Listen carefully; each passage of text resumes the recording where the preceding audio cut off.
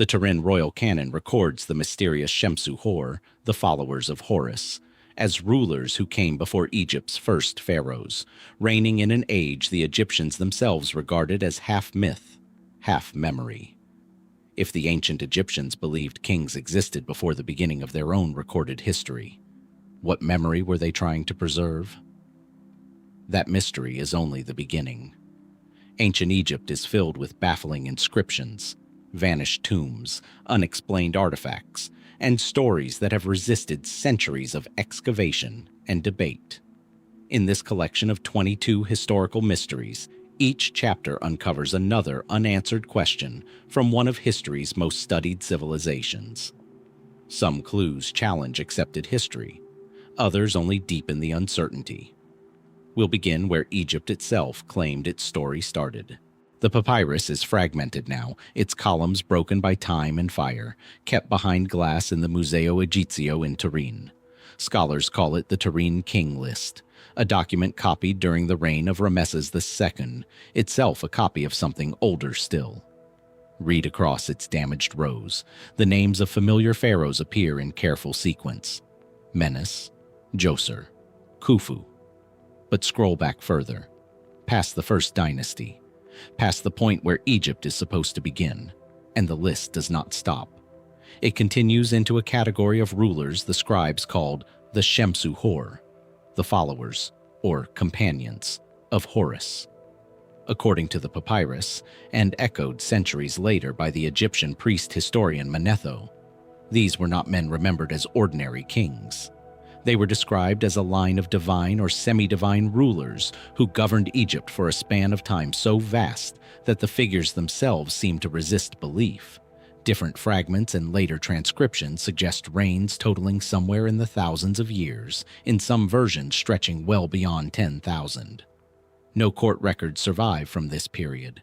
No named tomb, no inscribed seal, no city wall can be dated with certainty to a Shemsu-Hor king. Mainstream Egyptology has a measured answer for this. Most scholars regard the followers of Horus not as individual rulers at all, but as a symbolic category, a priestly or ceremonial title passed down through generations of local chieftains and temple leaders during the centuries before unification under Narmer, around 3100 BC. In this reading, the reign of the Shemsu-Hor is really the slow, undocumented churn of prehistoric Egypt. Scattered communities along the Nile, consolidating over time into the first dynasty. The impossible numbers, in this view, are the result of later scribes compressing an oral tradition, or measuring time by a calendar we no longer understand. Lunar months mistaken for years, perhaps, shrinking 10,000 years into something closer to a few centuries. It is a tidy explanation. It is also, by the admission of the Egyptologists who hold it, largely a reconstruction, built to make the papyrus agree with what we assume must be true, rather than built from direct evidence of who the Shemsu-Hor actually were. That gap is where the more speculative readings live.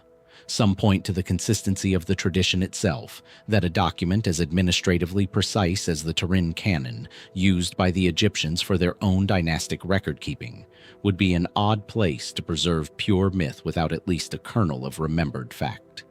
Fringe theorists have gone further still, treating the Shemsu-Hor as evidence of a lost, highly organized civilization predating dynastic Egypt entirely. One whose achievements were absorbed into the legend of Horus's companions once the memory of its cities had eroded into folklore. Mainstream archaeology finds no supporting material for this. No buried metropolis, no anomalous technology, no skeletal population out of place in the record. But the theory persists, in part because the alternative, that Egypt's own priesthood preserved a detailed king list stretching back to the edge of prehistory, name after name, for a dynasty that left nothing behind, is its own kind of strange. What exactly were the Egyptians recording, and why did they bother, if the Shemsu-Hor were nothing more than a poetic label for forgotten farmers and chieftains? And if the title did once belong to real rulers, in a Nile valley we have barely begun to excavate at that depth, what would we even be looking for? The papyrus does not say. It simply lists the names, and falls silent where the evidence runs out.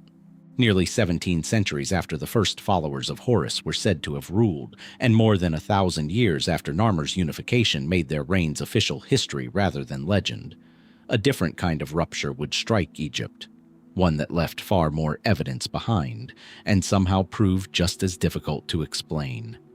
At Amarna, on a wide, empty plain roughly midway between modern Cairo and Luxor, the desert holds the outline of a city that existed for barely 15 years. Walk the site today and you find little standing. Foundation lines in the sand, the ghost of a grid where temples and palaces once stood. But in its time, this was Akhenaten, the horizon of the Aten, built from nothing to serve a single, radical purpose: to be the capital of a pharaoh who had turned his back on nearly every god Egypt had worshipped for 2,000 years. The pharaoh was Akhenaten, and the god was the Aten, not one of the traditional deities of the Egyptian pantheon, but the visible disk of the sun itself, worshipped without the usual caste of intermediary gods, without Osiris, without Isis, and most strikingly, without Amun, the powerful state god whose priesthood had grown immensely wealthy over previous reigns. Around 1353 BC, Akhenaten did something no pharaoh before him had attempted at this scale. He moved to suppress the old religion outright. Temples to Amun were closed, inscriptions across the country were chiseled out, the god's name physically erased from monuments that had stood for centuries. In their place rose the cult of the Aten, with Akhenaten himself and his wife Nefertiti positioned as the only humans capable of communicating with this new supreme god. Why would a king dismantle the religious architecture that had legitimized Egyptian rule since the pyramids were built? The mainstream explanation offered by most Egyptologists is, at its core, a political one. Amun's priesthood, by the reign of Akhenaten's father, Amenhotep III, had accumulated land, wealth, and influence that may have rivaled the throne itself.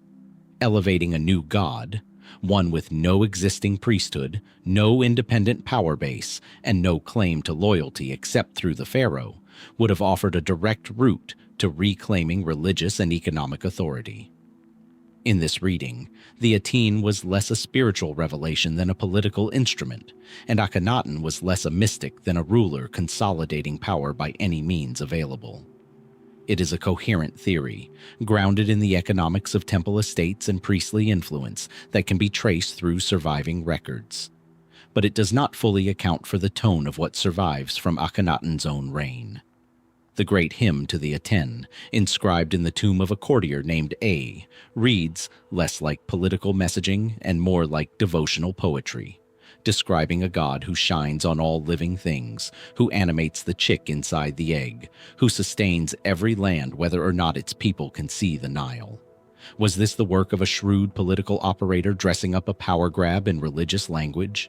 Or does it suggest something closer to genuine religious conviction? A pharaoh who believed in some personal and possibly obsessive way that he had found the truth other gods had only gestured toward. The physical evidence deepens the puzzle rather than resolving it. Akhenaten's own portrayal in Amarna art breaks sharply from millennia of pharaonic convention. Where kings before him were carved with idealized athletic bodies, Akhenaten is shown with an elongated skull, a protruding belly, wide hips, and a strangely androgynous frame. Scholars remain divided on what this means. Some argue it reflects a genuine medical condition. Theories have ranged from Marfan syndrome to various endocrine disorders, visible in a king unconcerned with, or perhaps unable to project, the traditional image of pharaonic strength. Others argue the style was symbolic rather than literal, an artistic language meant to depict Akhenaten as an androgynous, all-encompassing figure mirroring the Aten's role as the singular source of all life, male and female alike.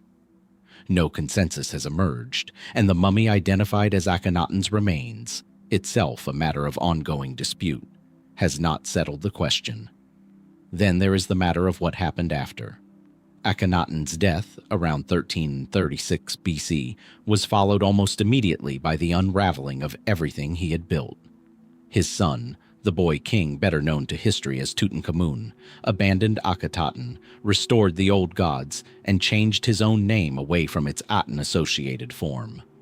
Subsequent pharaohs went further still, striking Akhenaten's name from official king lists altogether, referring to him only obliquely, if at all, as the enemy, or that criminal of Akhenaten. A ruler who commanded the erasure of Amun's name from monuments across Egypt was, within a generation, erased just as thoroughly in return. This is where the fringes of the theory begin. Some have proposed that Akhenaten's monotheism-like devotion to a single god represents an early influence on, or even the origin point of, later monotheistic traditions in the region. A claim mainstream historians treat with considerable skepticism, given the vast cultural and chronological distance involved, and the very different theological structure of the Aten cult compared to later monotheisms.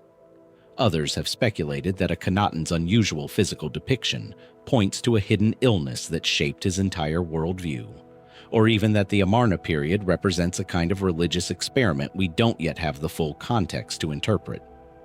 None of these ideas have settled evidence behind them. All of them persist, in part because the core question remains open. Was Akhenaten a calculating strategist reshaping Egypt's power structure behind a religious mask? A genuine visionary who saw something in the sun that no pharaoh before him had articulated? Or something harder to categorize, a king whose body, mind, and beliefs were tangled together in ways the surviving stone and papyrus can only gesture toward? Never confirm. The temples of Amun were eventually restored. The name of the Aten faded from Egypt's monuments almost as quickly as Amun's had once been chiseled away. What remains is a 15-year window in a 3,000-year civilization, and a question that the sand at Amarna has never answered. What exactly did Akhenaten believe he had found? Names, it turns out, carried a strange kind of power throughout Egyptian belief. The power to erase a king, as Akhenaten's enemies had done, but also, in a different and far older tradition, the power to command a god. The story survives in fragments, scattered across papyri and temple walls, but its clearest telling comes from the Turin Papyrus 1993, a document now housed, like so many pieces of this puzzle, far from the land that produced it. It tells of Isis, goddess of magic, and her desire to possess a power greater than any other deity held, a power belonging only to Ra, the sun god, king of all gods, whose true name was known to no one but himself. Not even the other gods knew it. Ra had many names, the story explains, names he used freely, names carved into temple walls across Egypt and spoken in every prayer. But one name he kept entirely to himself, hidden even from creation, and it was this name, not the public ones, that held the true source of his authority. Isis, the myth tells us, engineered a trap. She formed a serpent from clay and Ra's own saliva, left in his path, and when the god was bitten, the venom spread through him with a pain no healing spell of his own could touch. Because crucially, he had not created the poison, and so did not know its true name, and without the name of a thing, an Egyptian magician had no power over it. Ra summoned the gods to help him, and each tried their remedies, and each failed. Isis alone offered a cure, on one condition. He would have to give her his hidden name. What follows in the papyrus is Ra's negotiation, his stalling, his listing of his known names one after another in the hope it might be enough. It was not. In pain and desperate, he finally relented, whispering the secret name into Isis, who then used it to heal him, and who, from that point forward, held a measure of Ra's own power for herself. On its surface, this is myth, no different in kind from 100 other stories the Egyptians told about their gods. But sit with the internal logic of the tale for a moment, because that logic reflects something the Egyptians appear to have genuinely believed about language itself, not simply as a feature of a good story, but as an operating principle of their magical and religious practice. To know a thing's true name, in Egyptian thought, was to have power over its essence.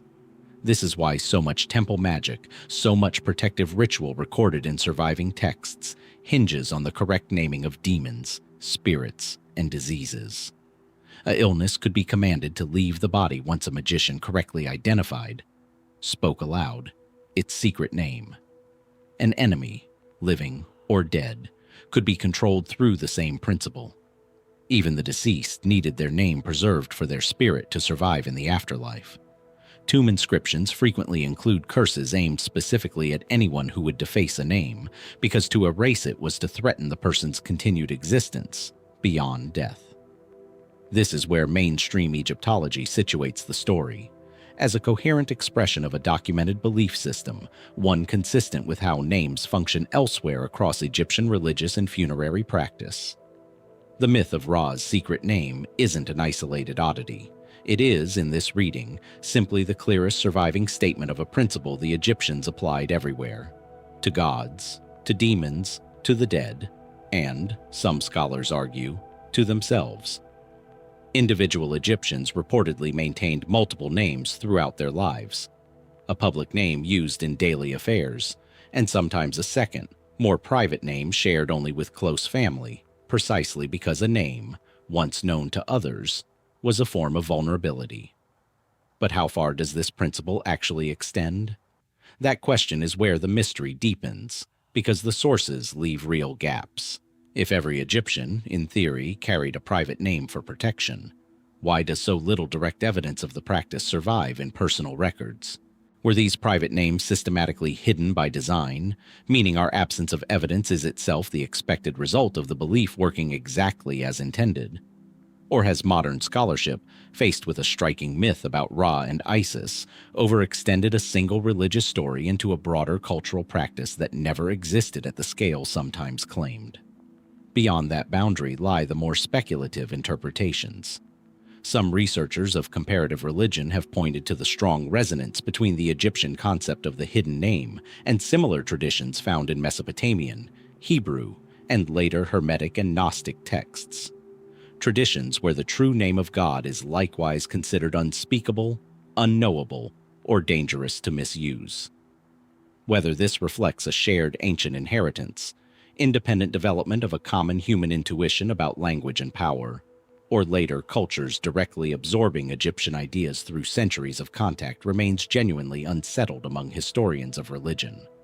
Others have gone further, suggesting that the entire concept of true names in Egyptian magic points toward a lost technical vocabulary, a system of precise ritual language whose full grammar we no longer possess, surviving only in the broken fragments spells like Isis and Ra's have left behind.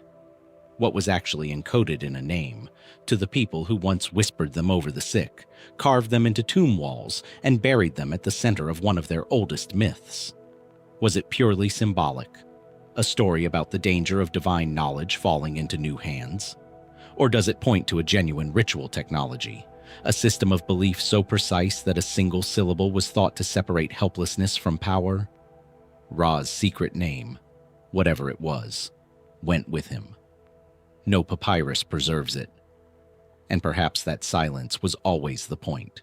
Some miles south of the temples where Ra's secret name was once whispered into stone, past Luxor and further still into the desert edge near modern Saqqara, stands a low limestone structure that most visitors walk straight past: the Serapeum, and near it, the far less famous ruins of what archaeologists have come to call Egypt's sleep sanctuaries. Unlike the temples of the gods proper, these were not places of daily offering.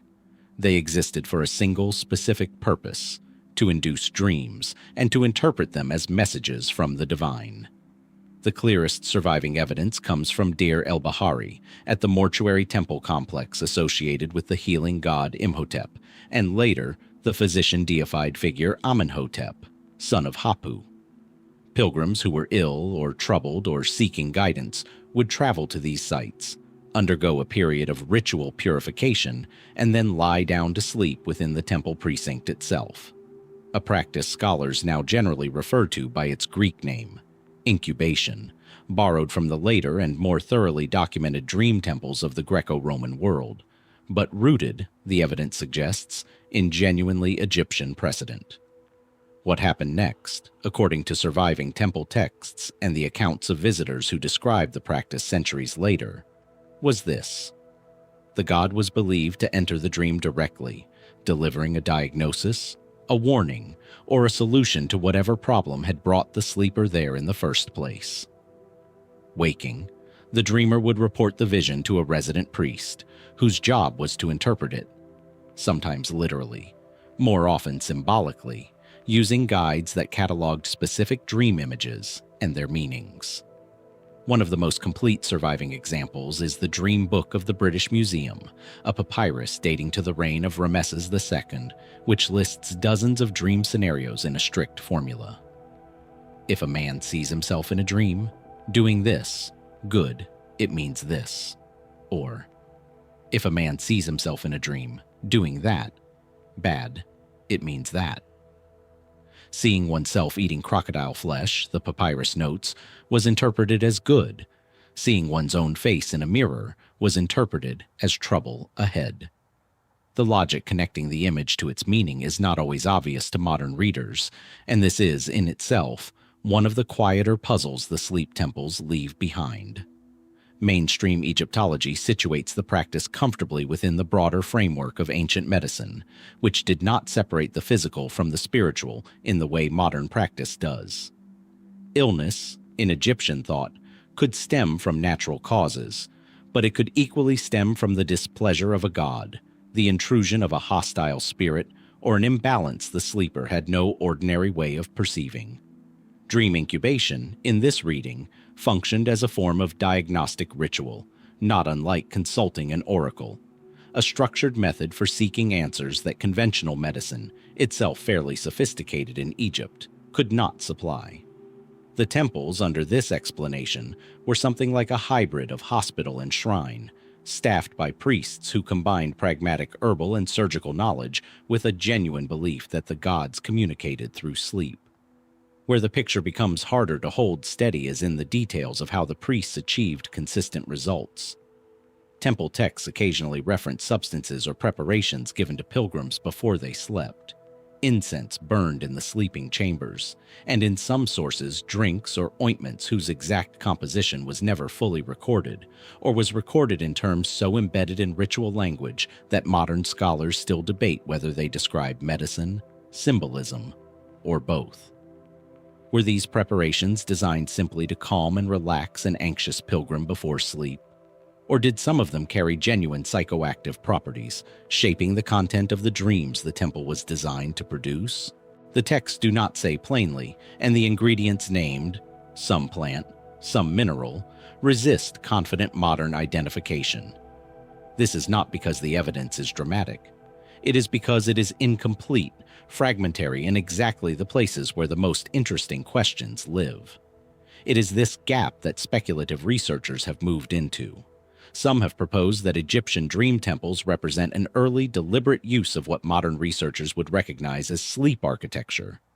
Chambers designed with specific acoustic or thermal properties intended to influence the depth and character of sleep itself, though no verified test of the surviving structures has confirmed this. Others point to the striking similarity between Egyptian incubation practice and the later, far better documented Asclepian dream temples of ancient Greece, arguing for a direct line of influence running from the Nile to the Aegean, a claim some historians accept in broad outline and others regard as an overreach built on thin, indirect evidence. Still others have suggested more speculatively that the consistency of certain dream symbols across the dream book points to something beyond cultural convention, a genuinely observed pattern in how the human mind processes crisis and fear through recurring imagery, one the Egyptian priesthood may have documented empirically, centuries before anyone had a framework to describe it as psychology rather than prophecy. None of this is settled. What survives is a handful of temple sites, a damaged papyrus of dream interpretations, and the outline of a practice that clearly mattered enough to formalize, standardize, and preserve across centuries of Egyptian religious life. Did the priests of these temples believe, without reservation, that the gods spoke through sleep? Did they suspect, even quietly, that something more complicated, physiological, chemical, psychological, was happening in those darkened chambers, dressed in the language of divine visitation because that was the only language available to them.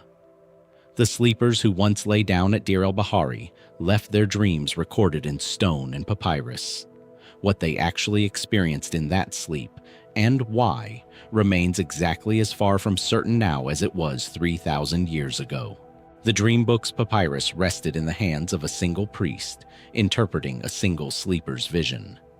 A different kind of oracle in Egypt required no papyrus at all, only a wooden statue, a procession of priests, and a crowd waiting in the open air to watch a god answer a question with nothing but a nod. The most thoroughly documented case comes from the Temple of Amun at Karnak, where visitors today can still walk the processional avenue once lined with sphinxes, leading toward the sanctuary where the god's cult statue was kept, carried, and consulted. According to inscriptions and later Greek accounts, most notably from the historian Diodorus Siculus, writing centuries after the practice was already ancient, the statue of Amun was brought out of the temple on a ceremonial bark, carried on the shoulders of priests, and paraded before petitioners who had gathered to ask it questions. A question would be posed aloud. The priest carrying the bark would then either surge forward, interpreted as a yes, or step backward, interpreted as a no. In some recorded instances, the god's answer arrived even more directly. The statue was said to nod, or to become physically heavier, forcing the bearers to hesitate or shift step in a way the assembled crowd read as unmistakable divine will. These were not minor consultations.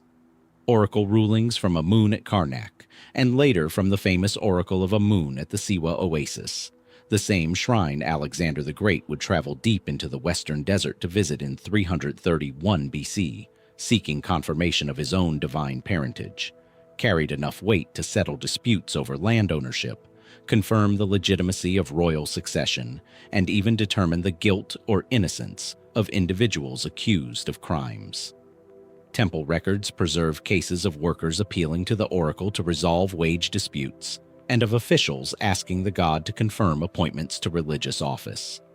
This was not, as it might first appear to modern eyes, theater performed for an audience already certain of the answer.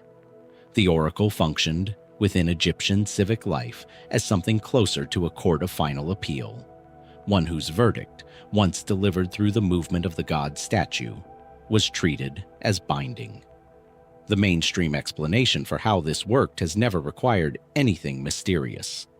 Egyptologists have long noted that a heavy ceremonial bark, carried by a coordinated team of priests, could easily be made to lurch, tilt, or shift direction through nothing more than the deliberate, or even unconscious, coordination of the men carrying it. A priesthood invested in the outcome of a given question, whether for political, financial, or institutional reasons, had every means available to produce the correct divine answer without any of the petitioners necessarily suspecting manipulation. In this reading, Egypt's oracles were an early and remarkably durable form of institutional authority, a way of resolving disputes that carried the unquestionable weight of religious sanction, administered by a class of priests who held, in practice, considerable behind-the-scenes influence over outcomes. It is a satisfying explanation and almost certainly true in at least some documented cases. Several surviving petitions include suspiciously convenient rulings that favored powerful or well-connected petitioners, a pattern ancient critics themselves seem to have noticed. And yet the practice's remarkable longevity complicates a purely cynical reading.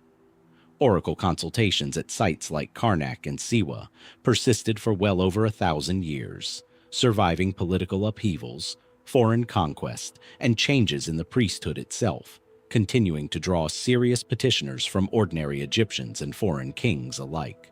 Why would a system this transparently manipulable, one that surely produced its share of visibly wrong or self-serving rulings over so many centuries, retain this level of trust for so long, if participants at every level understood it as pure theater? This is where the more speculative threads emerge. Some researchers of ancient religion have proposed that oracle rituals may have functioned, whether by design or by accumulated cultural practice, as a genuine form of collective decision-making. A mechanism through which communal anxiety, uncertainty, or disagreement could be processed and resolved through a shared ritual language, regardless of whether any individual priest believed the statue was truly divinely animated in each instance. Others point to the specific physical mechanics described in some later accounts: statues rigged with hidden mechanisms, weighted bases, or priests trained in barely perceptible signaling, as evidence of a far more deliberate, almost theatrical infrastructure of persuasion, one closer to engineered illusion than spontaneous ritual. The evidence for any single mechanism, however, is thin and inconsistent across sites and centuries, leaving the question of exactly how these oracles operated, case by case, frustratingly open. What is harder to dismiss in either reading is the sheer scale of trust the system commanded. Kings sought oracle approval before major decisions. Ordinary Egyptians brought disputes that modern courts would consider civil matters, expecting a resolution they would accept as final. Even Alexander, arriving at Siwa at the height of his military power, made the difficult desert crossing to hear what the god statue would say about him. Was the sway of Amun's oracle built entirely on the calculated authority of the priests who carried it? Or did something in the ritual itself, the procession, the crowd, the collective holding of breath before the statue moved, produce a form of trust that no single act of manipulation could fully explain? The bark of Amun no longer moves through Karnak's colonnades. What exactly moved it, and why so many believed it spoke true, remains an answer Egypt's temples were never quite willing to give up. Alexander made his crossing to Siwa to hear a god confirm what he already suspected about himself. Centuries earlier, and by a very different route, the pharaoh Djoser sought a comparable confirmation.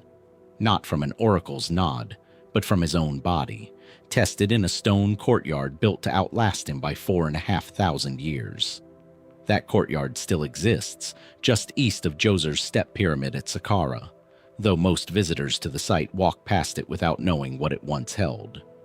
Egyptologists call it the Djed Festival Court, and its layout is unmistakable even in ruin. A long, narrow track flanked by rows of dummy chapels, shrines built solid rather than hollow, representing the various regional cults of Upper and Lower Egypt in miniature.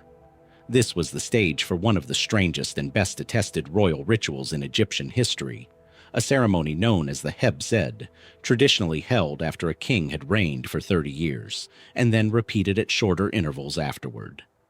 Its central act, described in temple reliefs stretching from the Old Kingdom through the New Kingdom, required the pharaoh, a man frequently well into his 50s or older by the time of his first seed festival, to run a ceremonial course between two sets of boundary markers, in full view of assembled priests, nobility, and representatives of the gods. Some depictions show the king carrying ritual objects as he ran: a flail, a document case, sometimes the crook associated with kingship itself. Reliefs from Djoser's own reign preserve the run in stone relief inside a chamber beneath the step pyramid complex, showing the king mid-stride, captured performing an act his monuments insist he was still capable of decades into his kingship. The mainstream explanation for what this ritual meant has remained fairly consistent for over a century of Egyptological study. The Djed festival in this reading functioned as a renewal ceremony, a public demonstration that the king retained the physical vitality required to rule, and, by extension, that the land itself remained vital under his authority. Egyptian kingship was bound tightly to the health of the country. A weak or failing king was, in this cosmology, a genuine threat to the Nile's flooding, the harvest, and the general order the Egyptians called Ma'at. The run through the dummy shrine symbolically restaged the king's original claim to rule over both halves of Egypt, while the physical act of running itself served as living proof, before witnesses, that his strength had not diminished. A pharaoh who could complete the course, whatever his actual age, was a pharaoh whose reign the gods had not yet abandoned. This explanation accounts for a great deal of what survives. It does not, however, fully explain everything the archaeological and textual record hints at. Several sources, including later Greek accounts filtered through Egyptian priestly informants, most notably preserved through the writer Diodorus Siculus, describe a far darker tradition attached to kingship in the earliest, most poorly documented periods of Egyptian history. The the suggestion that a king who could no longer perform the ritual demonstration of vitality might, in a much older era, have faced ritual execution. His rule ended before natural decline could be seen as threatening the kingdom's stability. No securely dated Egyptian source from the dynastic period itself confirms this directly. It survives at a distance, as a claim about ancient custom rather than a documented event, and most Egyptologists treat it with real caution. Plausible as a folk memory of even older practice, but unverifiable given the total absence of any First Dynasty account describing an actual royal execution of this kind. What makes the question harder to close is the ritual's own persistence. If the said festival had always been purely celebratory, a ceremonial affirmation with no darker origin, why does it retain a run so specifically built around physical endurance, staged as public proof rather than private ceremony? Why does the associated mythology so consistently gesture toward the idea that failure was possible and consequential, when by the time our clearest records begin, failure carried no recorded penalty at all? Some scholars argue the ritual run is best understood as the fossilized, symbolic remnant of a genuinely older and harsher custom. The test kept, its lethal stakes quietly removed as Egyptian kingship matured into a more stable institution. Others caution against reading too much into a comparison built largely on later Greek testimony, itself several steps removed from whatever practice may have existed in Egypt's unwritten earliest centuries. Beyond this sits the more speculative territory. Researchers interested in the ritual staging have pointed to its resemblance to endurance and succession rites recorded in other early monarchies around the world, wondering whether the seed festival preserves evidence of a broader, shared human solution to an old political problem. How does a society peacefully test whether its ruler remains fit to rule, without the test itself becoming a source of instability? Whether Egypt's version began as theater, as genuine danger, or as something that shifted from one into the other over unrecorded centuries remains an open question no single relief or papyrus has settled. Djoser's chamber still shows him mid-run, frozen in stone, forever proving a vitality no one now can verify or dispute. Whatever this ritual once demanded of the kings who performed it, and whatever it once cost those who could not, the answer lies somewhere between the stone track at Saqqara and a much older custom the Egyptians themselves may have chosen, deliberately, to leave unwritten. The Egyptians, it seems, left more than one thing deliberately unwritten. Some knowledge, the evidence suggests, was never meant to survive the walls it was kept behind at all. Almost nothing remains standing of the Ankh, the House of Life, at any Egyptian temple site. No columns rise above the sand marking where one stood. This is itself part of the mystery, because everything we know suggests these were among the most important institutions in the entire civilization. Not simply libraries, but combined scriptoriums, medical schools, and centers of ritual and scientific knowledge, attached to major temple complexes at sites including Abydos, Edfu, and Amarna. Textual references to the Ankh appear across more than 2,000 years of Egyptian history. Yet the physical structures themselves have left almost no trace an archaeologist can point to with total confidence. A scattering of foundation walls at Amarna, a possible identification at Abydos, and otherwise, silence. What we know of their function comes almost entirely from what they produced, rather than from the buildings themselves. The Ankh appears to have functioned as the institutional home for Egypt's most valuable class of texts.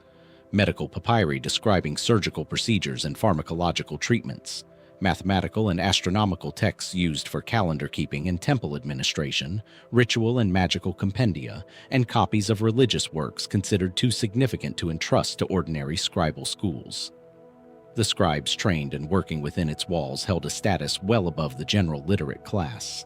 Men described in surviving titles as scribes of the House of Life, a designation that appears to have carried genuine prestige and one closely associated with medical practitioners, since some of Egypt's most capable physicians are recorded holding Ankh titles alongside their medical roles. Some inscriptions even attach the title to figures serving in royal courts, suggesting the institution's reach extended well beyond any single temple, functioning less as a local resource and more as a network threaded through the religious administration of the entire country.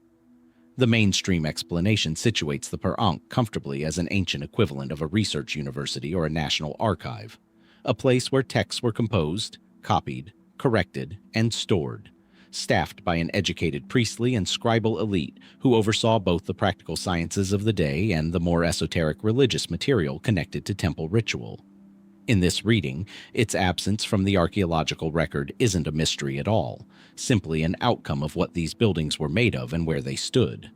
Likely constructed largely from mud brick rather than stone, situated within larger temple precincts that were repeatedly rebuilt, quarried for later construction, or lost to the shifting floodplain of the Nile over 3,000 years. Papyrus, the material most of its contents were recorded on, survives only in exceptionally dry, undisturbed conditions, meaning the vast majority of whatever the Ankh once held was almost certainly lost long before any modern excavation began, dissolved by damp, eaten by insects, or simply crumbled to dust in the centuries between its last use and the first spade of a modern archaeologist. This is a reasonable, evidence-consistent explanation for an absence. It does not, however, fully account for the specific character of what has survived, the relatively small number of medical and scientific papyri that have reached us.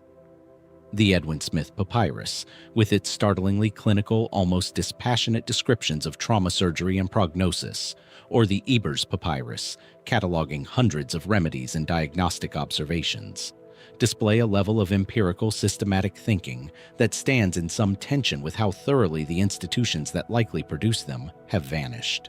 If the Ankh functioned as a genuine center of accumulated scientific knowledge across 2 millennia, why does so little of that accumulated knowledge survive in any organized, complete form? Was the material actively restricted, copied only in limited numbers, and closely guarded within temple walls specifically to prevent its wider circulation? Ancient sources do describe certain categories of religious and magical knowledge as forbidden to all but initiated priests. Texts whose contents were considered dangerous, or sacred, or both, if they fell into unauthorized hands, and whose loss to the archaeological record may say less about decay than about design. This is where the more speculative interpretations take hold. Some researchers have proposed that the Ankh's true significance has been systematically underestimated, precisely because its most sensitive material was designed from the outset to disappear.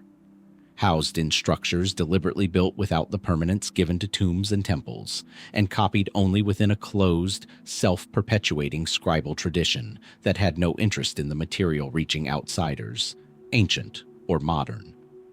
Others have gone further still, suggesting that later esoteric and hermetic traditions, which claim to draw on secret Egyptian wisdom transmitted through unbroken initiatory lines, may in fact preserve garbled, transformed fragments of genuine Ankh material, a claim mainstream Egyptologists treat with considerable skepticism given the centuries of Greek, Roman, and later reinterpretation separating any such source from its supposed Egyptian origin, and the near-total absence of verifiable continuity between the two.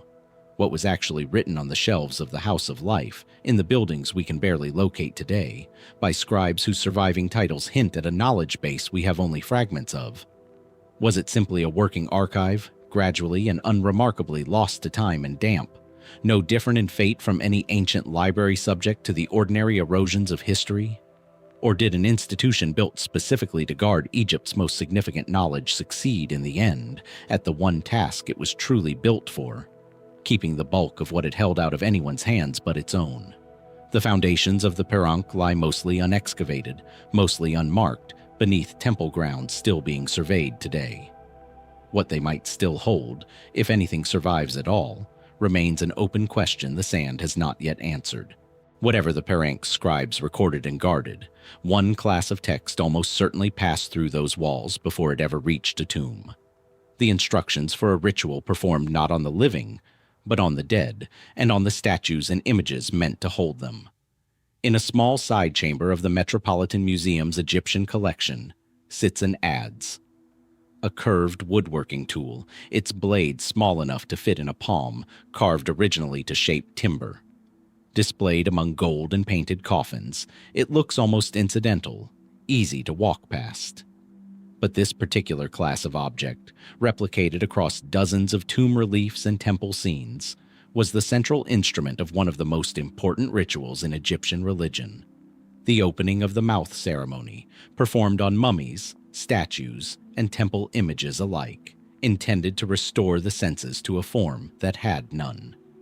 The ceremony's basic structure is documented more thoroughly than almost any other Egyptian rite, preserved in tomb paintings stretching from the Old Kingdom into the Ptolemaic period, and recorded in detail in texts such as those found in the tomb of Tutankhamun's vizier and in later Ptolemaic temple manuals. A Sem priest, wearing a leopard skin over one shoulder, approached the mummy or statue and touched its mouth, eyes, ears, and nose with a series of ritual implements. Among them, the adze, a forked instrument called the peseshkef, and small vessels of consecrated liquid.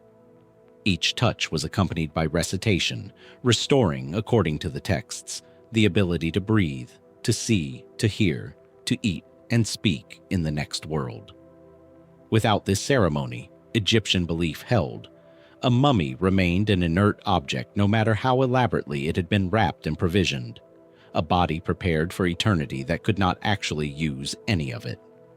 Mainstream Egyptology reads the ceremony within a coherent framework of Egyptian belief about images and representation. In this understanding, a statue or a mummified body was never considered merely a likeness. It was a vessel capable of housing the Ka, the vital force or double of a person, provided the correct rituals had activated it.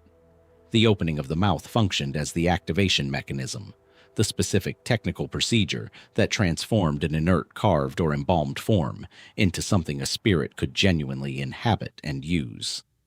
This explains why the ritual was applied not only to human mummies, but to cult statues installed in temples, and even, in some recorded instances, to the images carved onto the walls of tombs themselves.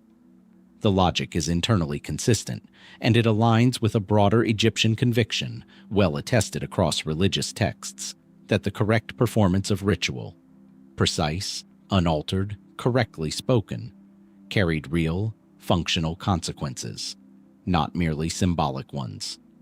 What this explanation does not fully resolve is why the ceremony's specific tools and gestures took the exact form they did. The adze, an object with no obvious connection to mouths, eyes, or breath, appears again and again as the primary instrument of the rite, and its selection has never been definitively explained. Egyptologists have proposed it may derive from an earlier, more literal origin for the ceremony, connected, some argue, to the actual butchering and preparation of sacrificial offerings. The tool's original woodworking or ritual slaughter associations retained even after the rite evolved into something more purely symbolic. Others point to the shape of the peseshkef, which bears a resemblance to instruments used in a much older, more physically direct context. The severing of the umbilical cord, linking the ceremony conceptually to birth so that the ritual becomes, in effect, a second delivery into a new form of existence. Both readings remain plausible. Neither has been confirmed by any surviving text that explains, in the priest's own words, why these particular objects were chosen over others readily available to them. There is a further layer that resists easy resolution. Several tomb inscriptions describing the ceremony are notably reticent compared to other Egyptian ritual texts, omitting details that parallel spells elsewhere in the Book of the Dead include freely. Some scholars have suggested this reticence reflects the ceremony's especially sacred, restricted status, a rite whose full spoken content was considered too potent or too dangerous in the wrong hands to commit completely to writing even within a tomb sealed from the living. Whether this omission was deliberate concealment, simple economy of space on a limited wall surface, or an assumption that any officiating priest would already know the missing portions by heart, the sources themselves do not clarify, and each explanation implies a rather different picture of how much of this knowledge was ever meant to be fully public, even among the literate elite who recorded it.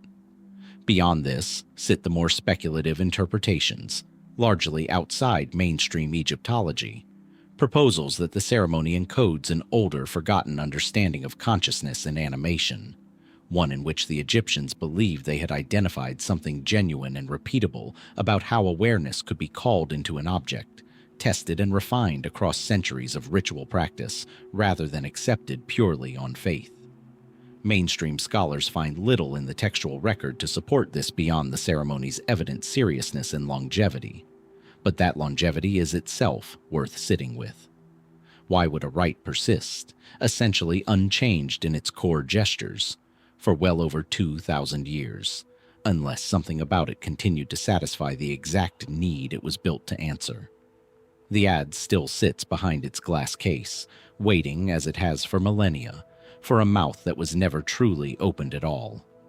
Or was it? A voice reading aloud in a darkened chamber, reciting words meant to restore breath to the dead. And in another papyrus, from a different age entirely, a voice describing not what has already happened, but what is yet to come. The document is known today as the Prophecy of Neferti, preserved on a papyrus now held in the Hermitage Museum in St. Petersburg, itself a copy made during the 18th dynasty of a text scholars believe originated centuries earlier in the reign of Amenemhat III, around 1985 BC.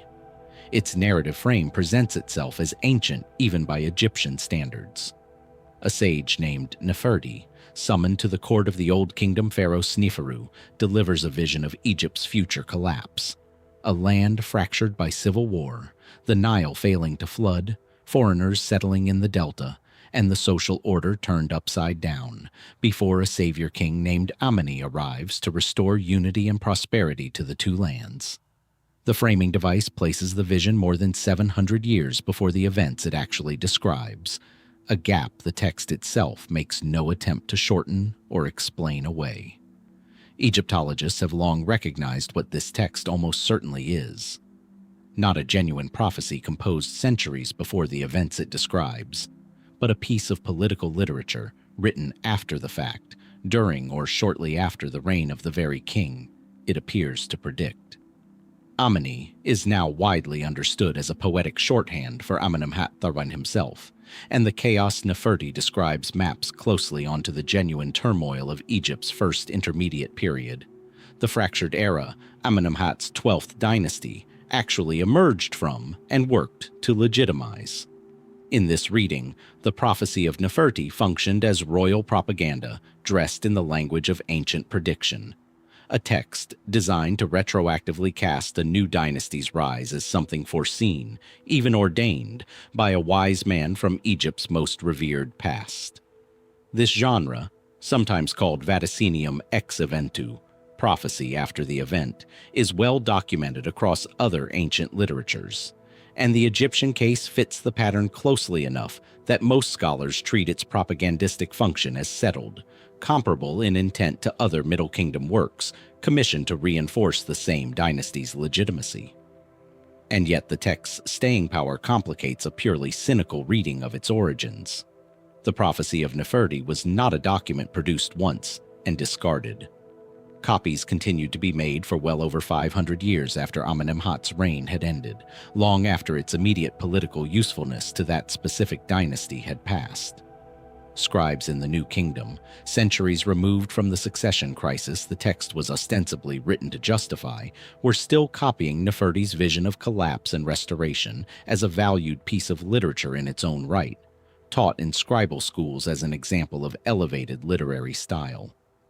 Why would a work of narrow, dynasty-specific propaganda retain this kind of enduring appeal, copied and recopied by scribes with no personal stake in Amenemhat's legitimacy, unless the text had come to serve some other, more lasting purpose? One less about a single king and more about the fear and hope embedded in its imagery. Neferti is not alone. Similar apocalyptic and restorative themes appear in other Middle Kingdom works, including the Admonitions of Ipuwer, a text describing societal breakdown in language so vivid and specific.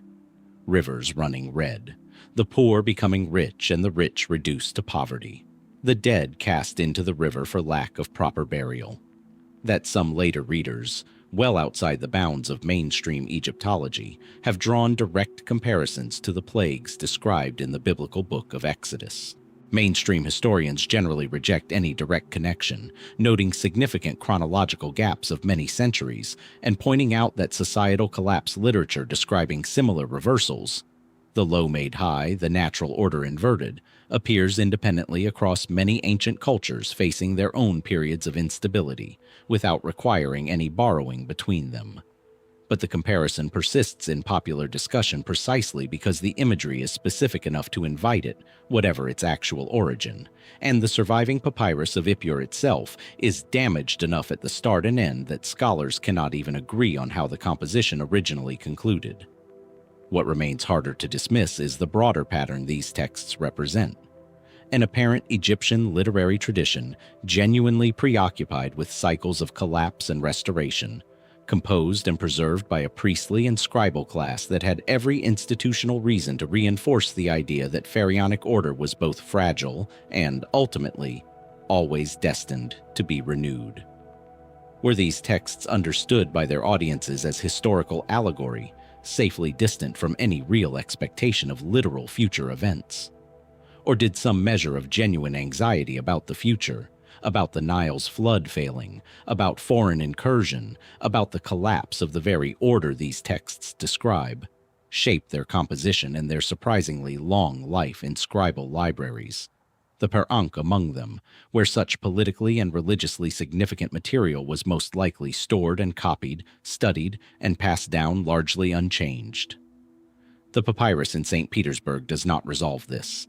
It offers a vision of collapse and restoration attributed to a sage who may never have existed, describing a crisis that had, by the time of its writing, most likely already occurred, in service of a king whose legitimacy needed a past prophecy more than his contemporaries needed a real one. Was Nefertiti's voice, and Ippur's after him, simply a tool of statecraft dressed in prophetic clothing? Or does the tradition's 5-century afterlife suggest something closer to genuine belief? A fear of collapse so persistent across Egyptian history that each generation of scribes found new reasons to recopy the warning, whether or not they still believed a king named Amoni was ever needed to answer it. The Nile still floods, or fails to, each year regardless of what any papyrus predicted. But the words describing what happens when it fails have outlasted every king they were ever written to serve. The Nile still floods, and every year that flood was believed to depend on the same current the Egyptians insisted flowed through their kings and out into every image and statue built to hold them. The Ka, the spiritual double every human being was said to carry from the moment of birth. Inside the Egyptian Museum in Cairo, and in tombs still sealed beneath the Saqqara Plateau, sit small chambers that most visitors barely register. Narrow, often windowless rooms called serdabs, cut off from the rest of the tomb by solid stone, containing nothing but a single statue of the deceased, sometimes with 2 small holes drilled through the wall at eye level. These statues were never meant to be seen by the living. They were built for the Ka to inhabit permanently, sealed away in darkness, sustained by offerings left just outside the chamber wall and, according to Egyptian belief, capable of watching the world through those 2 carved holes for eternity. For a pharaoh, the stakes attached to this concept were enormous. The Ka was not simply a soul in the sense later religious traditions would use the word. It was understood as a kind of life force, a spiritual double born alongside the physical body and depicted in art as an identical twin, sometimes shown standing directly behind the king, arms raised in a gesture that itself became the hieroglyphic sign for the word. Every human possessed one. But the pharaoh's Ka carried a unique institutional weight. Egyptian royal theology held that a divine Ka, distinct from and layered atop the personal Ka of the individual man, passed from king to king at the moment of succession, regardless of bloodline, transferring the office's sacred authority independent of the person who happened to hold it. This is why temple reliefs depict the living king being nursed, embraced, or crowned directly by the gods, scenes meant to represent not simply royal flattery, but the literal transmission of divine kingship into the ruling body, renewed with each new coronation regardless of how the previous king had died or how distant the new one's bloodline actually was. The mainstream explanation situates this concept comfortably within Egypt's broader theology of kingship, one built to solve a genuinely difficult political problem: How does a system built on the idea that the ruler is divine survive the obviously human, mortal fact of a king's death? The doctrine of the royal Ka offered an answer. The office was sacred and continuous, even when the individual holding it was not. And elaborate mortuary provisions, the statues, the sealed serdabs, the endless offerings recorded on tomb walls, existed to ensure that the Ka, once separated from a body that could no longer sustain it, had a functioning vessel and a continuing supply of nourishment to draw on. In this reading, Egyptian funerary religion was less concerned with the individual afterlife in the way later traditions imagined it, and more concerned with maintaining an unbroken chain of sustained divine kingship, generation after generation, regardless of the specific mortal who happened to be wearing the crown in any given decade.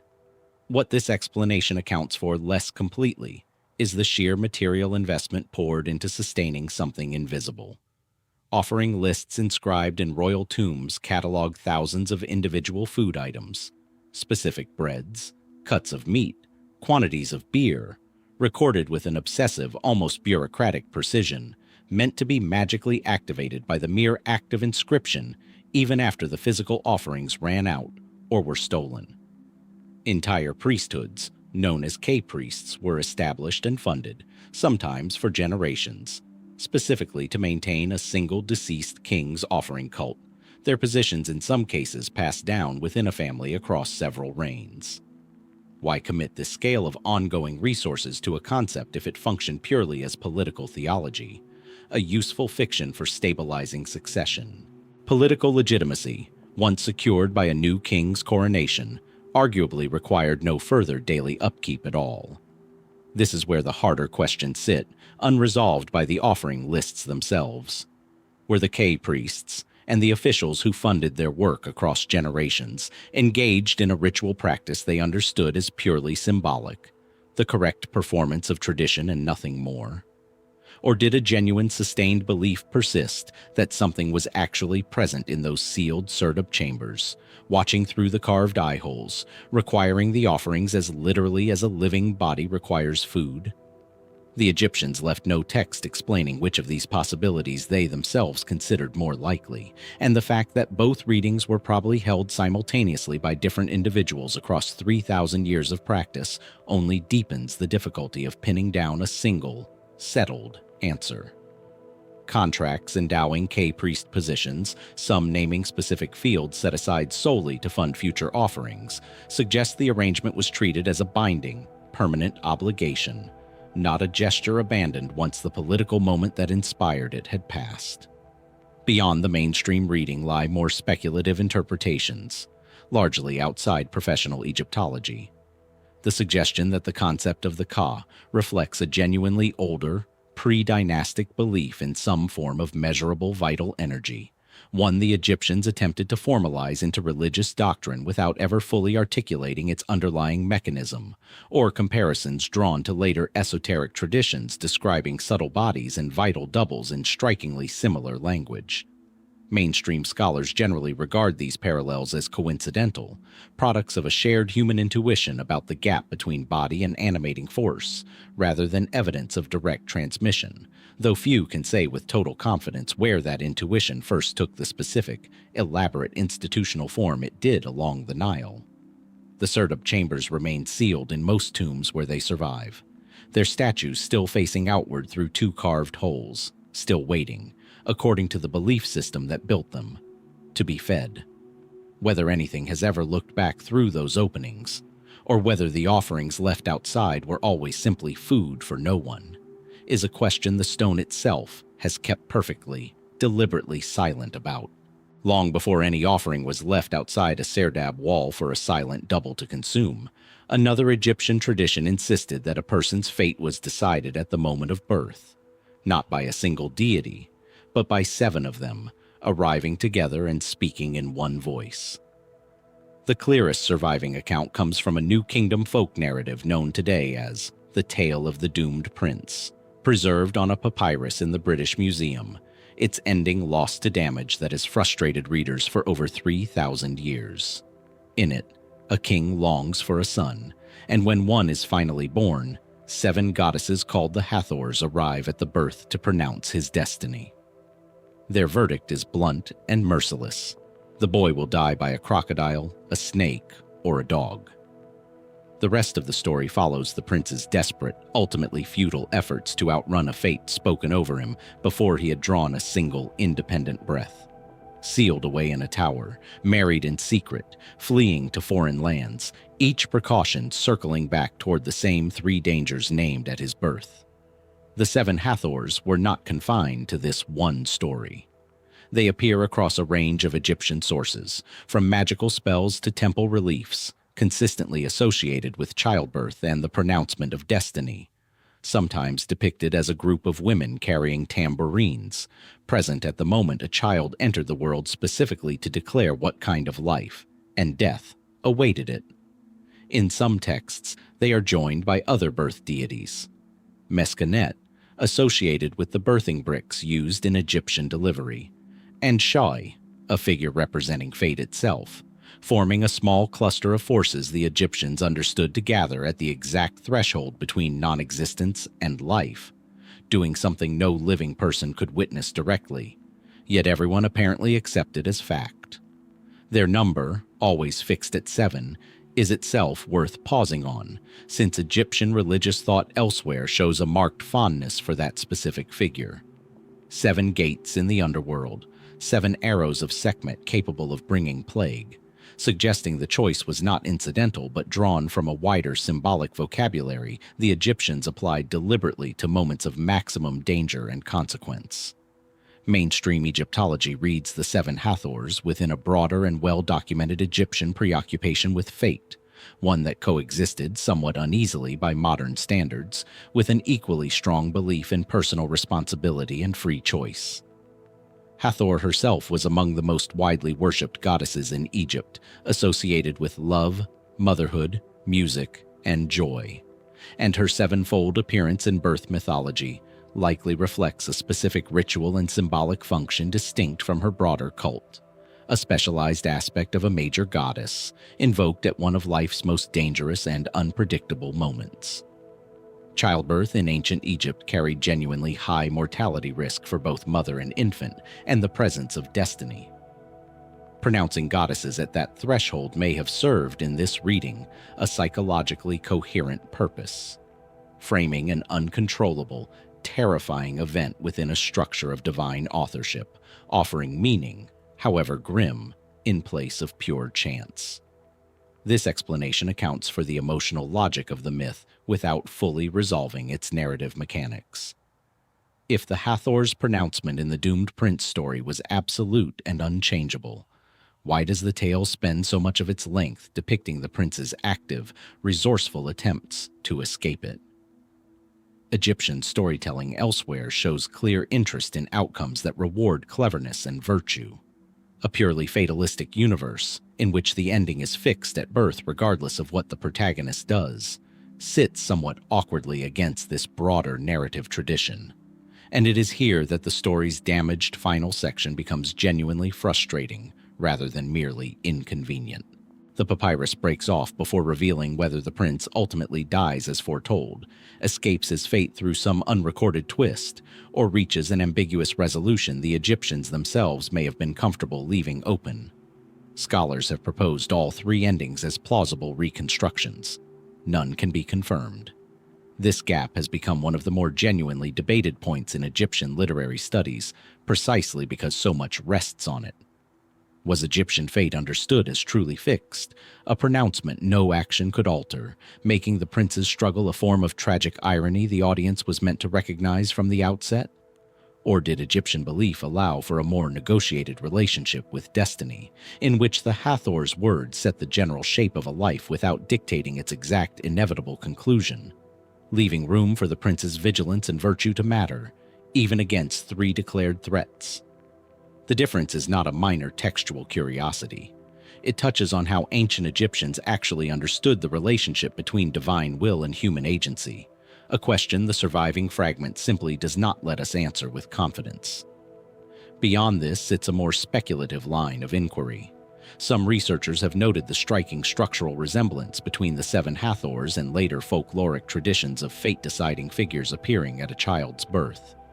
The fairy godmothers of European folklore among them, patterns that recur across cultures far removed from Egypt in both time and geography.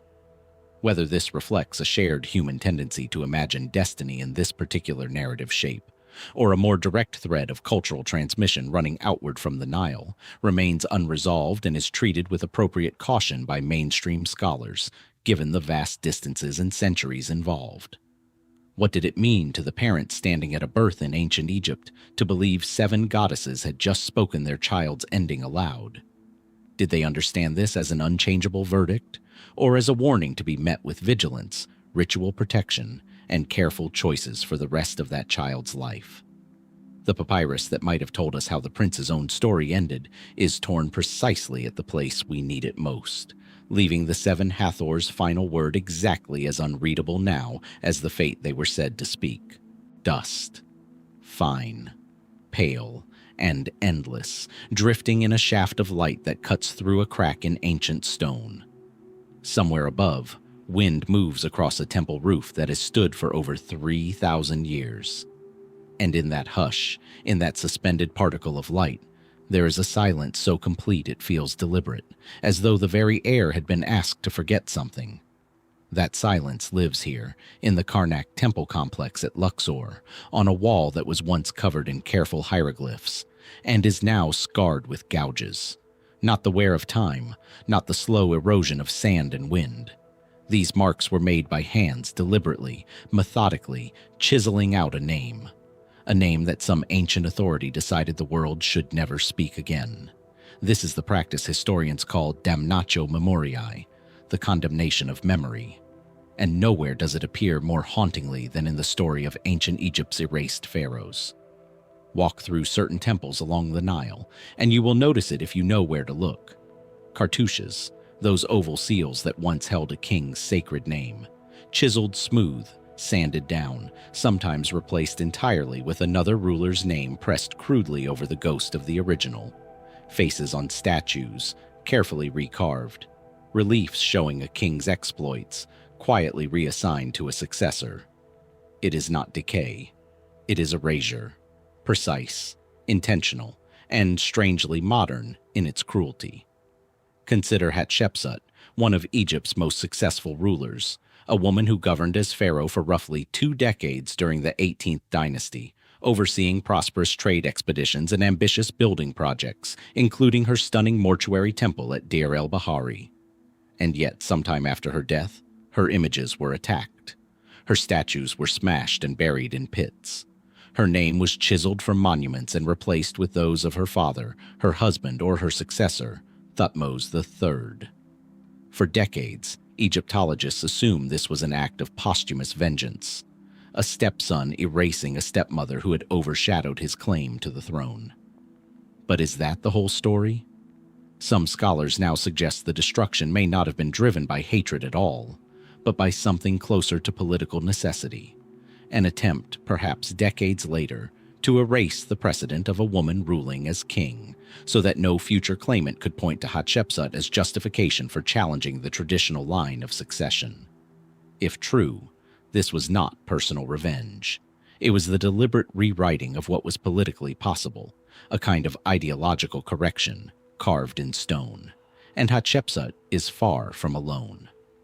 Consider Akhenaten, the so-called heretic king, who abandoned Egypt's traditional pantheon in favor of the worship of a single solar disk, the Aten. He built an entirely new capital, Akhenaten, in the desert, and reshaped Egyptian art and religion around his radical vision. After his death, his successors moved swiftly and thoroughly to undo his legacy. His city was abandoned and dismantled. His name vanished from later king lists.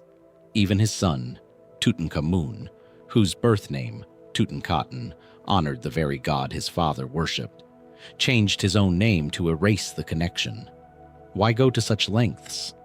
A simple return to tradition could explain some of it, but the totality of the erasure, the deliberate omission of Akhenaten and even Tutankhamun himself, from official king lists compiled generations later, suggests something more than religious correction. It suggests fear. Fear that even acknowledging this era had happened might destabilize the fragile order the priesthood and monarchy were trying to rebuild. There is something almost paradoxical here, isn't there? To erase a pharaoh completely, you must first go to enormous effort to record that they existed, and then to methodically undo that record, stone by stone, wall by wall. It is not forgetting. It is the opposite of forgetting. It is an act that requires you to remember exactly what you wish the world would not. Other names drift in and out of this shadowed category. Certain kings of the Second Intermediate Period, the mysterious Hyksos rulers who governed parts of Egypt as outsiders, were largely stripped from later official histories, their reigns folded into propaganda that painted them as a foreign infestation rather than legitimate kings. Even some rulers of the notoriously fractured Amarna succession, kings whose names survive only in fragments, in half-erased inscriptions, in administrative seals that somehow escape the purges, remain little more than outlines. We know they existed. We are far less certain who they were, or why their memory was deemed so dangerous. And this raises the deeper, more unsettling question that lingers beneath all of this. What does it mean for a civilization so devoted to memory? A civilization that built monuments meant to last for eternity, that believed a person's name was essential to their survival in the afterlife, to weaponize forgetting as a form of power. To erase a pharaoh's name in ancient Egyptian belief was not simply a political statement. It was a spiritual execution.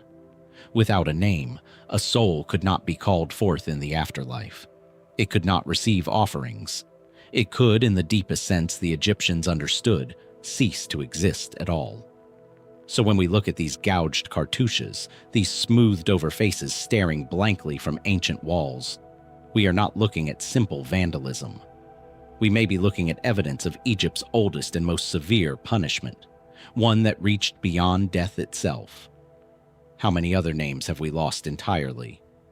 Kings so thoroughly erased that not even a fragment survives to tell us they ever ruled at all.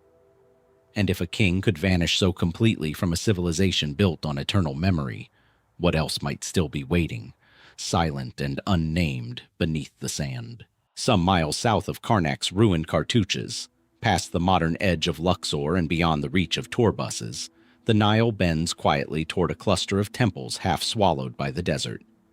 Here, at sites like Edfu, Dendera, and the inner sanctuaries of Karnak itself, the walls hold a different kind of silence. Not the silence of erasure, but the silence of secrecy. Carved into the deepest chambers, beyond where ordinary Egyptians were ever permitted to walk, are texts and images that describe something historians still struggle to fully explain. Rites of initiation, performed in darkness, meant to transform the one who underwent them. We know these rituals existed. That much is beyond dispute. Temple walls at Dendera describe ceremonies conducted in rooms with no natural light, spaces built specifically for rites that required total darkness and total secrecy. Priests progress through ranks, Wab priests, lector priests, and eventually the small elite class permitted to enter the temple's innermost sanctuary, the Naeos, where the statue of the god itself was housed and tended. Each stage of advancement required specific knowledge, specific purifications, specific words spoken correctly, in the correct order, before the correct witnesses. But what actually happened inside those inner chambers, during those rites of passage? Here, the record grows deliberately thin. Egyptian priests were bound by codes of secrecy so severe that almost nothing survives describing the content of the highest initiations. We have architecture, we have doorways, offering tables and chambers positioned with mathematical precision. We have hymns and liturgical texts describing the gods being awakened each morning through ritual. What we do not have is a first-hand account of what an initiate experienced, felt, or was told in the hour they crossed from outer courtyard to inner sanctuary. Some Egyptologists argue this was simply the pragmatic secrecy of any professional guild, priests protecting specialized knowledge much as physicians or scribes might have, ensuring their expertise remained valuable and their authority unchallenged. A closed guild, guarding its methods, is not unusual in the ancient world.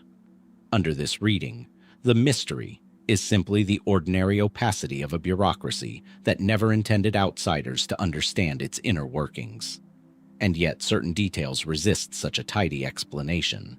Consider the Temple of Edfu, where inscriptions describe what scholars call the Edfu building texts, a body of ritual and architectural knowledge said to originate not with the pharaohs, but with a mysterious group referred to as the followers of Horus, said to have built the earliest sacred sites in a distant age before recorded history. The texts describe primeval islands, sacred mounds rising from receding floodwaters, and the establishment of temples according to a divine plan that predates the dynasties we know. Mainstream Egyptology generally interprets these as symbolic or mythological, origin stories meant to root the temple's authority in cosmic time rather than literal history. But why encode a founding myth with such architectural specificity? Why link it to actual construction techniques, actual temple orientations, actual ritual procedures still practiced millennia later? Some researchers, working at the fringes of the field, have suggested the initiation rites preserved fragments of far older knowledge, astronomical, symbolic, perhaps even technical, passed down through a lineage of priests stretching back further than conventional chronology allows.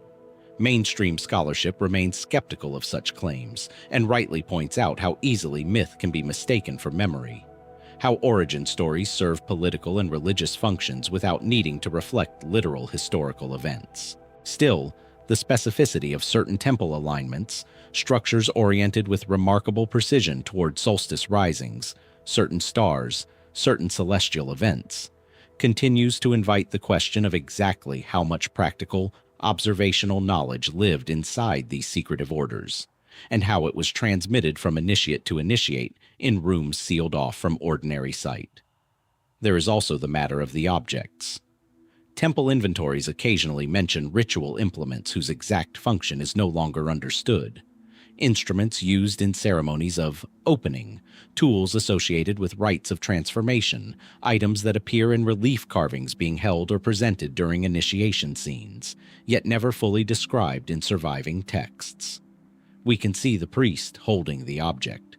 We cannot always say with confidence what the object did, or why its presence was necessary for the ritual to be considered complete. What were initiates actually told in that final threshold moment when years of preparation gave way to entry into the god's presence?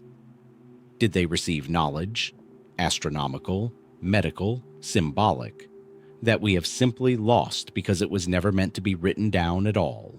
Or was the true content of these ceremonies more modest than the architecture suggests? Performance, atmosphere, and the psychological weight of ritual itself, deliberately amplified through darkness and scarcity of light to feel more significant than the words actually spoken. Perhaps both readings hold a portion of the truth. Perhaps the initiations were at once functional training and something closer to genuine transformation. Real knowledge wrapped in ceremony precisely because certain knowledge was believed to require ceremony to be safely received. Standing before the inner sanctuary at Dendera today, visitors can walk through chambers once forbidden to all but a select few. The stone remains, the precision of its construction remains, but the words spoken inside, the exact nature of what passed from priest to initiate in that darkened threshold, may be one of the most deliberately guarded silences ancient Egypt ever left behind. What exactly were they protecting? And is it possible that some fragment of that knowledge is still waiting, encoded in stone we have not yet learned how to read? Long before dawn ever touched the sanctuary walls, while the initiate's ceremony of darkness described in the last chapter unfolded once within a single lifetime, another kind of nocturnal ritual repeated itself endlessly. Not once, but every single night, for over 1,000 years, in temples across Egypt. This was not the private threshold of a single soul's transformation. This was the temple's own daily death and rebirth, performed in secret after the sun went down, when the ordinary world was told to look away. Picture the Temple of Karnak at night, sometime during the height of the New Kingdom. The outer courts stand empty, moonlit, silent. Beyond the pylons, the great forecourts where crowds once gathered for festival processions now hold nothing but shadow. But somewhere deep within, past pylons and processional halls, light flickers behind sealed doors. Oil lamps burn low.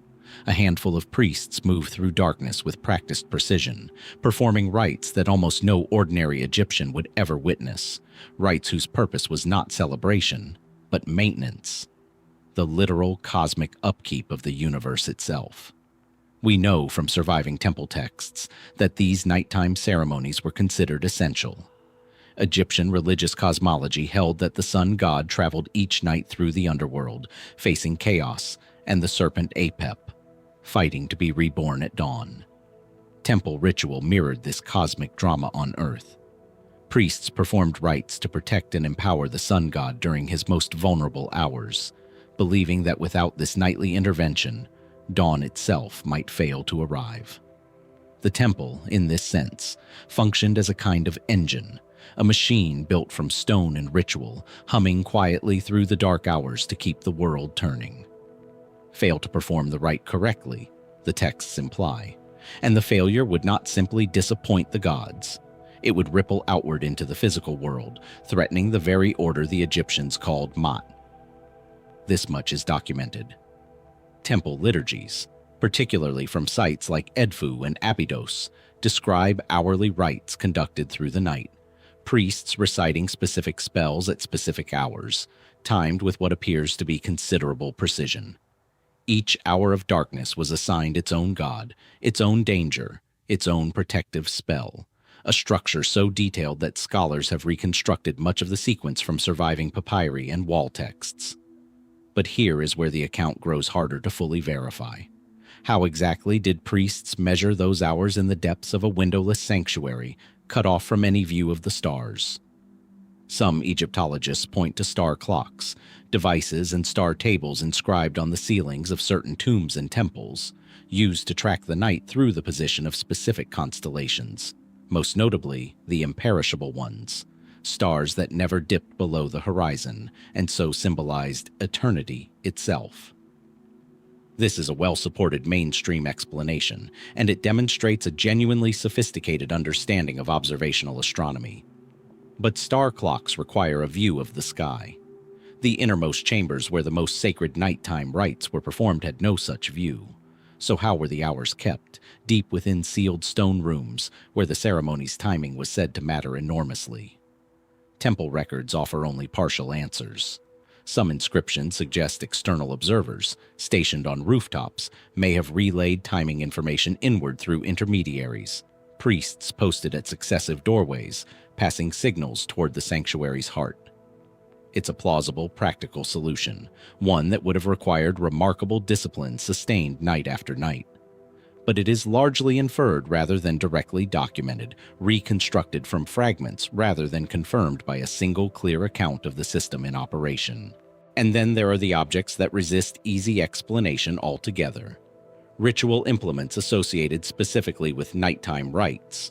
Tools whose names survive in temple inventories, but whose function is described only in the vaguest ceremonial language. Instruments for awakening, for opening the way, for repelling the enemies of the night. We know priests held these objects. We know they were considered essential to the ceremony's success.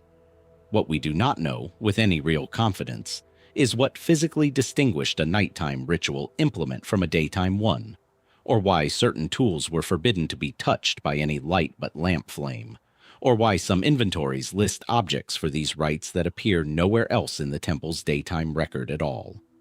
More curious still are references, in a handful of later temple texts, to a select group of priests permitted to remain within the sanctuary through the entire night, a privilege apparently reserved for only the highest ranks, and described with a kind of reverence usually attached to genuine danger. Danger from what? The texts imply spiritual peril, the risk of confronting forces best left undisturbed by ordinary eyes. Mainstream historians generally read this as symbolic language, reflecting the psychological weight the Egyptians placed on darkness and the unknown, rather than any literal threat. Yet the specificity with which certain nighttime rites are hedged with warnings, restrictions, and ranked permissions suggests these ceremonies were not treated the way we might treat routine liturgy today. Something about the deep night, inside those sealed chambers, appears to have been regarded as genuinely different from anything performed in daylight. Was it purely psychological? The natural human unease with darkness, formalized into ritual and hierarchy? Or did the priesthood believe, and perhaps observe, something during those long night hours that reinforced their caution, something never fully committed to writing because writing itself was considered too dangerous a vessel for it, something meant to remain in the custody of memory alone, passed from one initiated priest to the next in whispers rather than ink? The temples still stand. Their ceilings still hold star maps whose full purpose we may only partly understand. And somewhere in the gap between what these nighttime rites were documented to do and what their priests seemed to genuinely fear, a question remains open, quietly, the way it has for thousands of years. What exactly did they believe was waiting for them in the dark?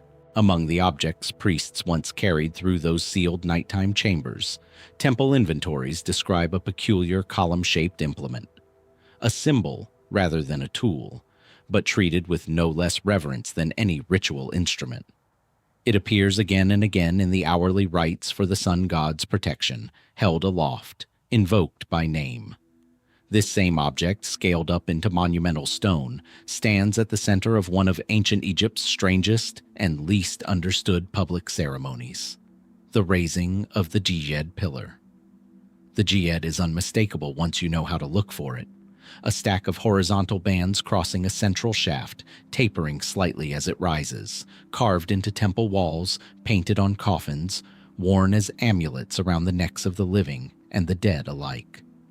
Most Egyptologists agree it represents the backbone of Osiris, god of death, resurrection, and the fertile cycle of the Nile's flooding. To raise the Djed was to symbolically raise Osiris himself, restoring order and stability to the cosmos after a period of ritual collapse. For in many depictions, the Djed first appears lying flat, inert, before the ceremony brings it upright again. This much is well documented, appearing in temple reliefs from Abydos to the funerary complexes of the Pharaohs, and echoed in funerary texts describing the pillar's erection as a moment of cosmic triumph over chaos. But the ceremony itself, the actual raising of a physical Djed pillar, sometimes reaching considerable height, hauled upright before witnesses in the presence of the king, remains stubbornly resistant to full explanation. We know it happened. Reliefs at the Temple of Seti in Abydos, and famously at the palace complex of Amenhotep III at Malkata, depict the pharaoh personally assisting in hauling ropes to raise the pillar, flanked by priests and courtiers in a scene charged with ceremonial weight. The event appears tied to the Sed festival, a jubilee marking a king's continued fitness to rule, and to agricultural renewal tied to the Nile's inundation. On the surface, this reads as straightforward royal theater, a public demonstration of stability, cloaked in religious symbolism, reassuring the kingdom that order, Mat, remained intact under the current ruler. And yet, the mechanics of the ceremony raise questions the texts never quite answer. How large were these pillars, precisely, and how were they engineered to stand upright afterward, unsupported, for what inscriptions suggest were extended periods of ritual significance?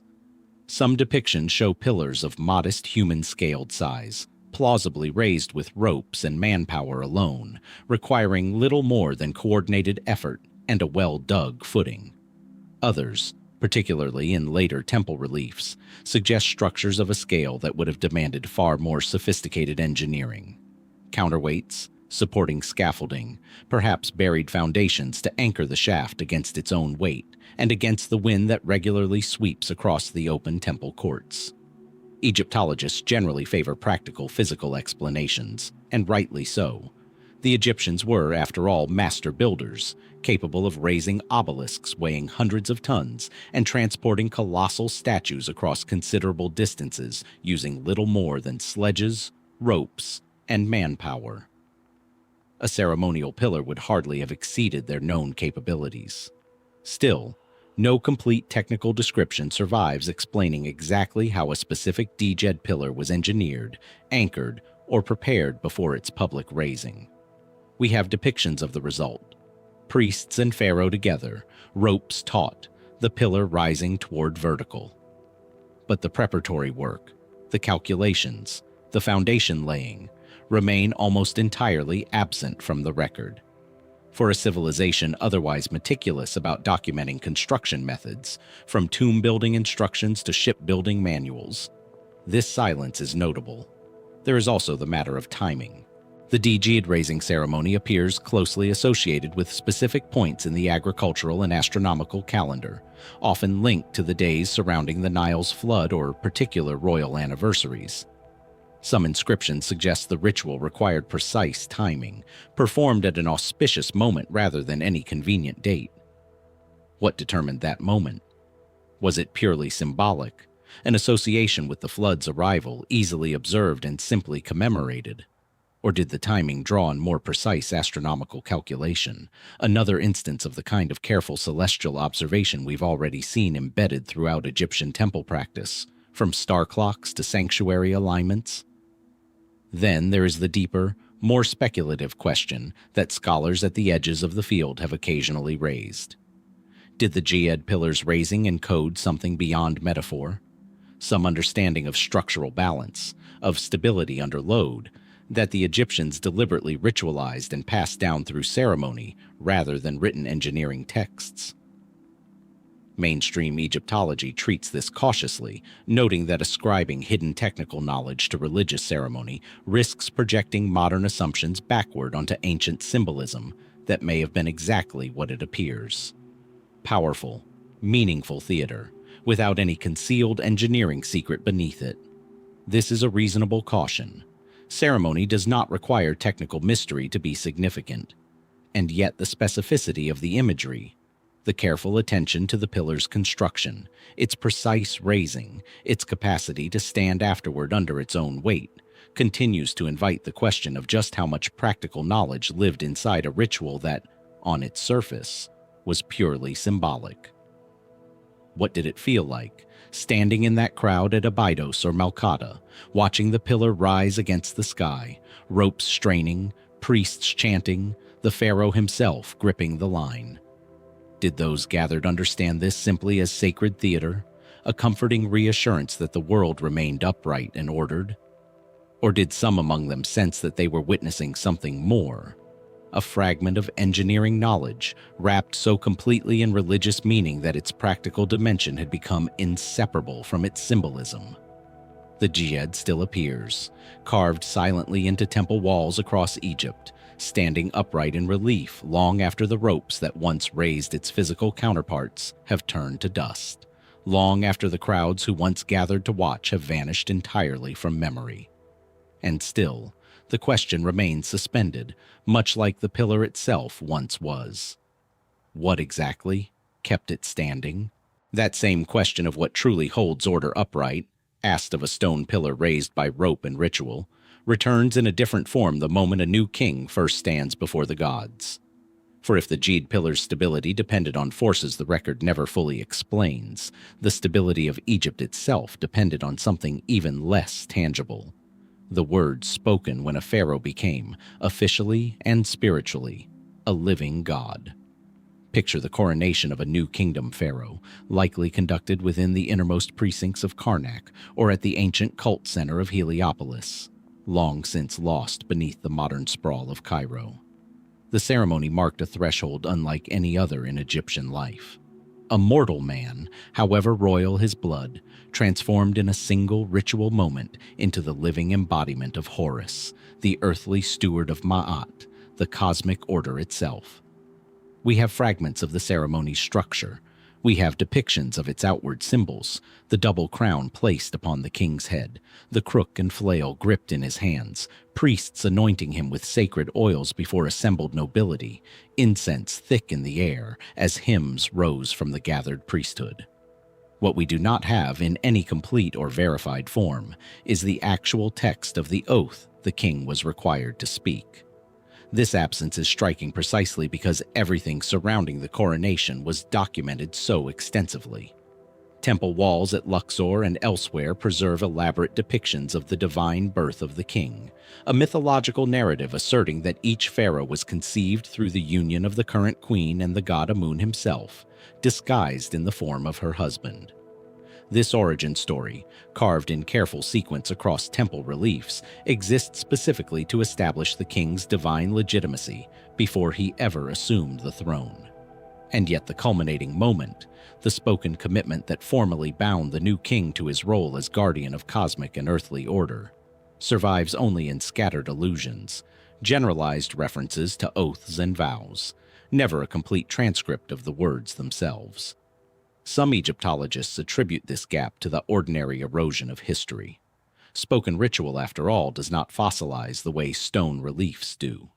Formulaic prayers and hymns were recorded because they were meant to be repeated verbatim in perpetuity.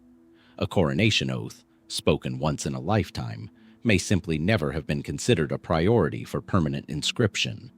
This is a reasonable, practical explanation, consistent with how many oral components of ancient ritual have vanished from the written record entirely, leaving only their outward shell in art and architecture.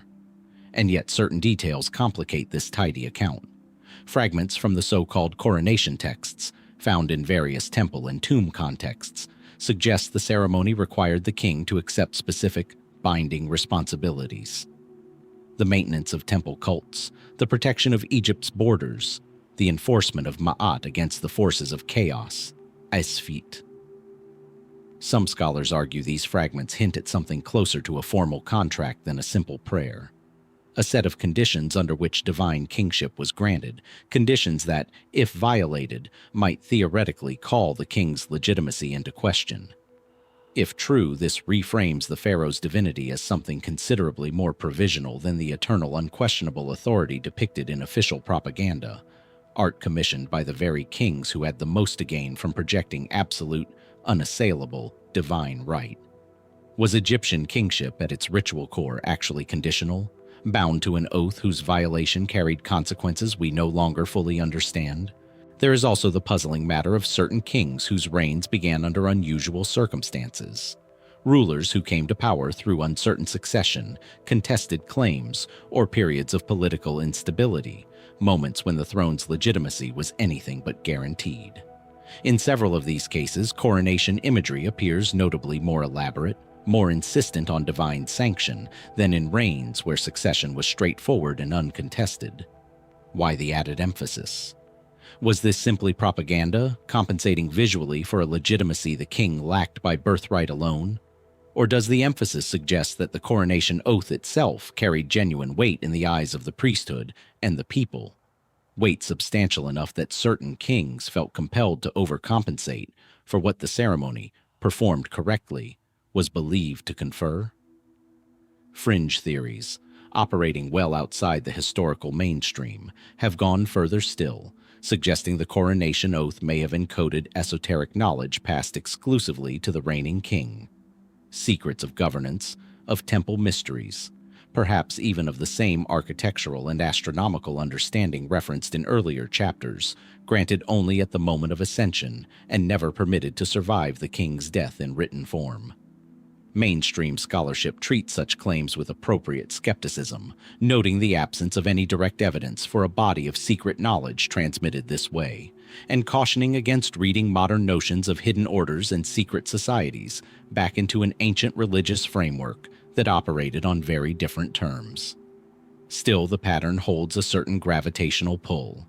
An oath so significant it transformed a man into a god, and yet so carefully guarded that not a single complete version has ever been recovered. What precisely did a new pharaoh promise, standing before the gathered priesthood and the watching gods, in the moment his mortal identity gave way to something greater? Was it a vow of protection, a declaration of divine partnership, a technical commitment to duties both sacred and administrative, or something else entirely, deliberately withheld from permanent record because certain words, once spoken by a king becoming a god, were never meant to be repeated by anyone else again? Perhaps the answer was never meant to survive the reign it inaugurated, dying with the king who spoke it, renewed and rewritten in secret with every new coronation that followed. A single note, sustained and low, rising from a carved stone flute recovered from beneath temple sands. Play it today, in a quiet museum room, and something strange happens. The sound feels less like a curiosity and more like an intrusion. A fragment of breath from 3,000 years ago, escaping into a world that has otherwise gone almost entirely silent. A room built for glass cases and hushed footsteps suddenly filled, however briefly, with something that once echoed through a sacred hall. Because for all that survives of ancient Egypt, the monuments, the inscriptions, the meticulously painted tombs, one thing is almost entirely absent: the sound of the music itself. We know Egyptian temples were filled with music. Tomb paintings and temple reliefs depict an extraordinary range of instruments: harps taller than the musicians who played them, lyres, double-reed pipes, sistrums shaken in rhythmic accompaniment to sacred hymns, and drums used in both religious ceremony and festival celebration. Texts describe choirs of temple singers, professional musicians attached to specific cults, and elaborate processions accompanied by music meant to honor the gods and, in some cases, to induce specific ritual states in worshippers and priests alike. Some inscriptions even name individual musicians by title and rank, suggesting a formal, respected profession within the temple hierarchy, its members trained from a young age in the specific repertoire required by their cult. Music was not peripheral to Egyptian religious life. It was structural, woven into the daily rhythm of temple service, the hourly rites performed through the night, and the great public festivals that drew crowds from across the kingdom. And yet, despite this abundance of evidence that music mattered profoundly to Egyptian religious practice, we possess no reliable, complete notation system telling us what any of it actually sounded like. This is the paradox at the heart of Egyptian temple music. An entire civilization documented performing it in extraordinary visual detail, and almost nothing documenting the notes themselves. Unlike hieroglyphic writing, which allows us to read whole narratives, hymns, and administrative records with considerable confidence, Egyptian music left behind no equivalent system for reconstructing melody, rhythm, or pitch. We can see the instruments. We can read the lyrics of the hymns that accompanied them. But the tune, the actual melody carried by those harps and pipes through Karnak's inner sanctuaries, has vanished as completely as breath into open air. Some musicologists and Egyptologists have attempted reconstruction anyway, using surviving instruments to determine plausible tonal ranges, comparing depicted finger positions on harps and flutes to infer possible scales, and drawing on later musical traditions from the region that may preserve distant echoes of older practice. These efforts have produced compelling, if necessarily speculative, approximations. Performances that give modern audiences some sense of the textures involved, the interplay of strings and reed instruments and voice. But every such reconstruction carries an asterisk. We are inferring, not recovering. We are building an educated guess from fragments, not reading a score.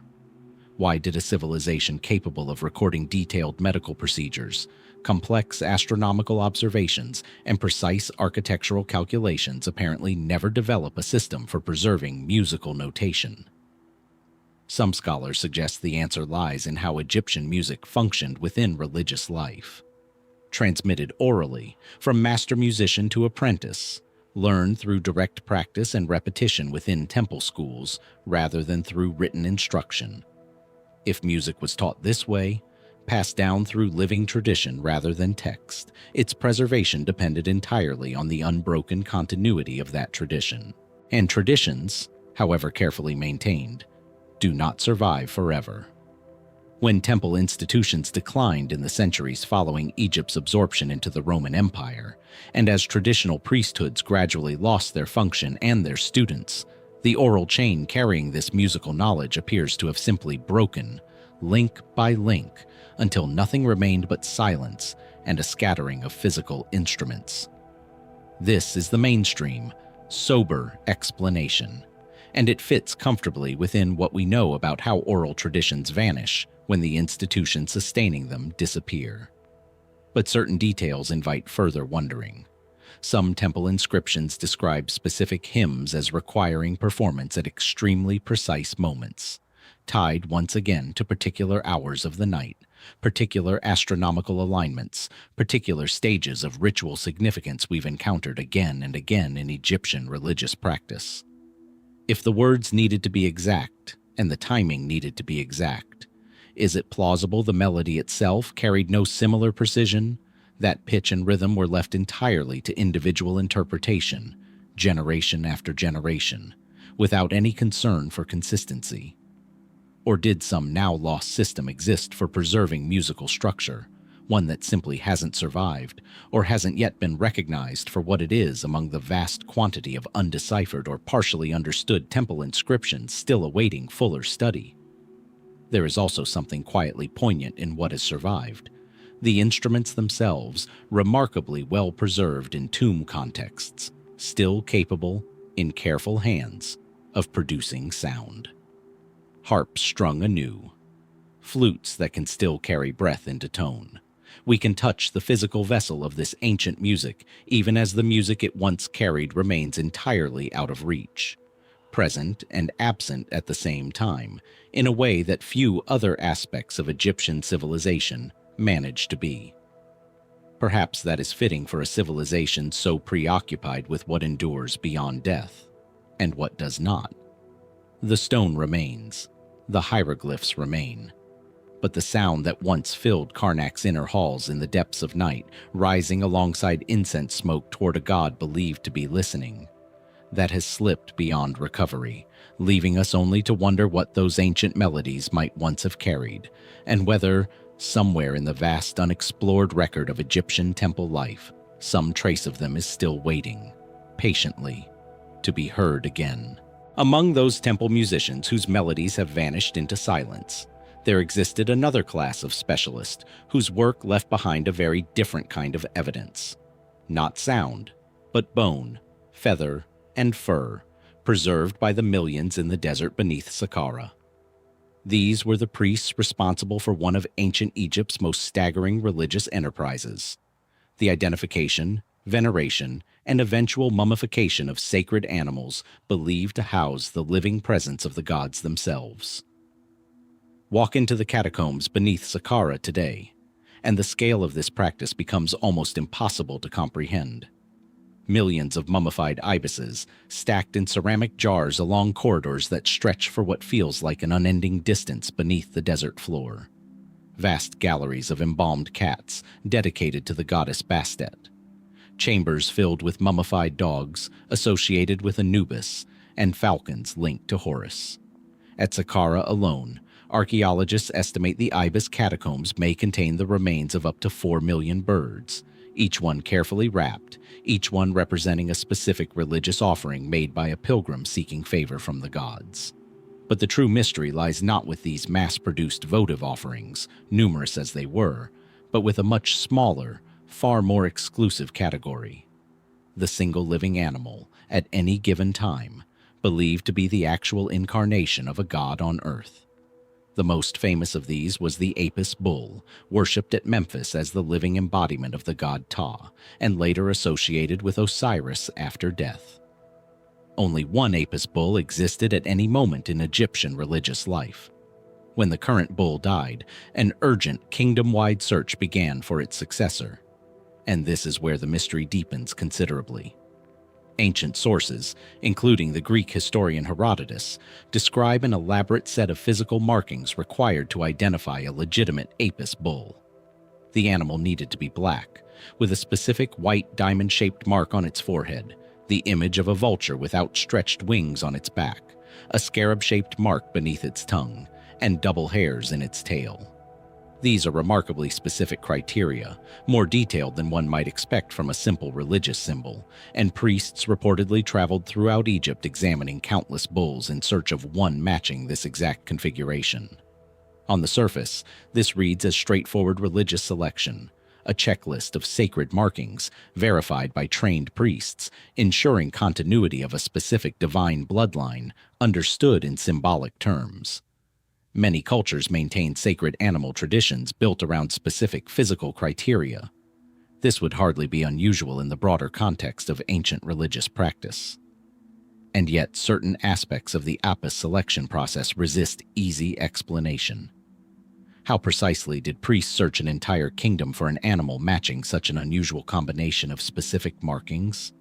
Egyptian temple records describe extensive searches, sometimes lasting considerable time, involving priests dispatched to examine herds across multiple regions. Was this genuinely a search for a naturally occurring set of markings, rare enough to require real effort to locate? Or did the process involve something closer to careful breeding, deliberately cultivated over generations within specific temple-controlled herds, with the search itself functioning as much as ceremony as genuine investigation? Mainstream Egyptology generally favors the former explanation, that these were naturally occurring, if rare, markings, and the search reflected genuine rarity rather than staged discovery.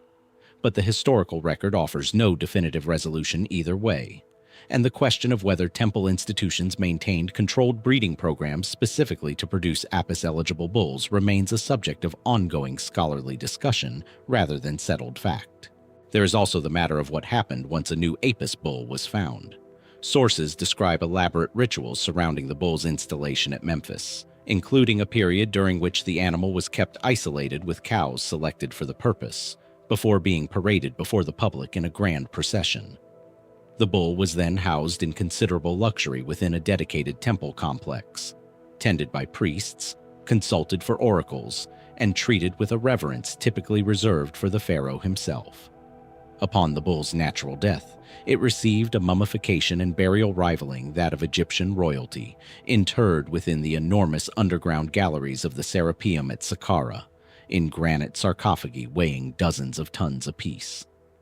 Why invest such staggering resources, architectural, economic, ritual, into the veneration of a single animal, repeated across generations, for well over 1,000 years of continuous practice? The mainstream explanation points to the Apis bull's theological significance as a living intermediary between the divine and human realms, a physical vessel through which the population could access divine presence in tangible, immediate form, unlike the more abstract worship directed toward unseen gods in temple sanctuaries. This explanation accounts for much of the devotion involved, but it does not fully explain the specificity of the markings required, nor the considerable lengths to which the priesthood apparently went to ensure exact conformity to that ancient, unchanging checklist, generation after generation, bull after bull. Was the search for each new Apis genuinely open-ended, a matter of chance and careful observation across the herds of Egypt? Or did some quieter, more controlled process operate behind the public ceremony, a temple system understanding something about heredity and selective breeding that it never openly declared, encoded instead into a religious tradition whose true mechanics were considered as sacred and as carefully guarded as any coronation oath or nighttime rite we've already encountered? The Serapeum's granite sarcophagi remain empty now, their contents long since removed or lost to time, but their sheer scale still testifies to devotion on an almost incomprehensible level, stretching along corridors carved deep into the bedrock. What precisely did the priests of Memphis know about the animal they searched for so exactingly across so many centuries? And how much of that knowledge did they intend for us to ever recover? There is a peculiar temptation when studying a civilization as thoroughly documented as ancient Egypt to assume that documentation equals disclosure, that because the walls speak so extensively, they must have told us everything. But consider what we've encountered so far. Coronation oaths deliberately left unwritten, musical notation that may never have existed at all, breeding practices for a sacred bull conducted behind ceremony rather than in the open record. A pattern begins to emerge. And if we follow that pattern to its source, we arrive at something the Egyptians themselves named directly: a discipline of controlled, deliberate silence, practiced by priests as a formal component of religious life. The evidence for this practice survives in an unlikely place, not in temple inscriptions, but in the writings of later observers, particularly Greek visitors to Egypt during the final centuries before the Common Era, who described priests bound by strict codes governing what could and could not be spoken aloud, especially regarding the most sacred aspects of temple ritual. The Greek philosopher and biographer Plutarch, writing considerably later, described Egyptian priests as guardians of a wisdom deliberately hidden beneath layers of symbol and myth, accessible only to those who had progressed through years, sometimes decades, of initiation and proven discretion. This much aligns comfortably with what we already know. Egyptian religious life was structured around graduated access, outer courts open to the public, inner sanctuaries restricted to trained priests, and the deepest chambers reserved for only the highest ranks. Silence, in this context, functioned as a natural extension of that architecture. Just as physical space restricted who could walk where, verbal silence restricted who could know what. A priest who had earned access to sacred knowledge through years of study was expected to guard that knowledge as carefully as the temple guarded its innermost rooms. But why silence specifically, rather than simply restricted access? A locked door accomplishes exclusion without requiring anyone to withhold speech. The choice to additionally bind priests to verbal discretion suggests something more was at stake than simple physical security. Some Egyptologists point to the practical reality of oral transmission discussed in earlier chapters. Knowledge passed by word of mouth, from master to initiate, requires careful control precisely because it cannot be locked behind a door the way a written text or physical space can be. Silence, under this reading, functioned as the verbal equivalent of a temple wall, the only mechanism available for protecting knowledge that existed nowhere in permanent written form. If the coronation oath, the melodies of temple hymns, and the details of sacred rites were genuinely preserved only through spoken transmission, then silence was not a mystical practice at all, but a purely functional security measure, as practical in its way as a locked gate. And yet certain accounts suggest the silence went further than mere professional discretion.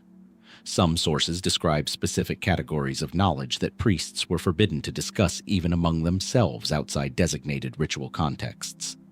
Not simply secrets kept from outsiders, but internal boundaries governing who within the priesthood could speak of certain matters and under what circumstances. This suggests a far more elaborate system than simple secrecy from the uninitiated public. It suggests an internal architecture of permitted and forbidden speech, layered and specific, governing communication even among those who had already proven themselves trustworthy enough to enter the temple's most restricted spaces. What kind of knowledge requires that level of internal compartmentalization? Modern intelligence and security organizations use similar structures, need-to-know systems, where even authorized individuals are restricted from information outside their specific function, precisely because the content involved is considered too consequential, too dangerous, or too destabilizing for even trusted personnel to access without clear justification. Did Egyptian temple knowledge carry a similar weight in the minds of the priesthood? Or does this comparison risk projecting a modern framework onto an ancient practice that operated according to entirely different, perhaps purely religious or symbolic logic? Certain fringe theories have seized on this question, suggesting the silence protected knowledge considerably more significant than religious symbolism alone. Technical, medical, or astronomical understanding that the priesthood deliberately restricted from wider circulation, perhaps to preserve their own authority, perhaps out of genuine belief that such knowledge, improperly handled, posed real danger. Mainstream scholarship remains cautious here, noting the lack of direct evidence for any specific hidden technical corpus, and emphasizing that religious secrecy alone, without any additional hidden agenda, sufficiently explains the pattern we observe. This is a fair and reasonable caution. Sacred knowledge does not require practical danger to justify careful guarding. Reverence alone has motivated secrecy in countless religious traditions throughout human history, entirely independent of any concealed technical content. Still, the specificity of what survives, the graduated ranks, the internal compartmentalization, the consistent centuries-long insistence on discretion even among the initiated, leaves room for genuine wonder. What conversations happened only within the deepest chambers of Karnak or Heliopolis, spoken so rarely and so carefully that not even a fragment survives to tell us their subject? What questions were priests trained never to ask aloud, and what answers were considered too significant to risk in speech? The silence itself has outlasted everything it once protected. The temples stand, the walls speak in their carved multitudes, and yet somewhere within that vast documented record lies an equally vast and deliberate absence. A silence so carefully maintained across so many centuries that we are left to wonder whether it was ever truly about protecting secrets at all, or about protecting something far more fundamental, the boundary between what a civilization chooses to remember and what it insists on forgetting on purpose. That boundary between what a civilization remembers and what it deliberately withholds finds one of its most striking physical expressions beside the Great Pyramid of Giza, where in 1954 workers uncovered a sealed pit containing something no one expected. A dismantled wooden vessel, over 43 meters long, its 1,224 individual pieces stacked with such precision that it took Egyptian restorer Ahmed Youssef Mustafa over a decade to reassemble it, piece by piece, following a logic embedded in the wood itself. This is the Khufu ship, one of the oldest, largest, and best preserved wooden vessels ever recovered from antiquity, sealed in darkness beside the pharaoh's tomb for well over 4,000 years. The Khufu ship is not a working vessel discovered mid-use. It was built, disassembled, and buried in a specially cut limestone pit, its component pieces arranged in a careful, deliberate order, as though intended to be reconstructed by someone who understood exactly how the pieces fit together. And this is where the mainstream explanation, solid as it is, begins to open onto deeper questions. Egyptologists generally agree the boat served a funerary purpose, connected to the pharaoh's journey through the afterlife. Egyptian religious texts describe the sun god Ra traveling across the sky and through the underworld in a divine solar bark, and by extension, the king, understood as closely aligned with Ra in death, was believed to require similar vessels to navigate the afterlife's waters.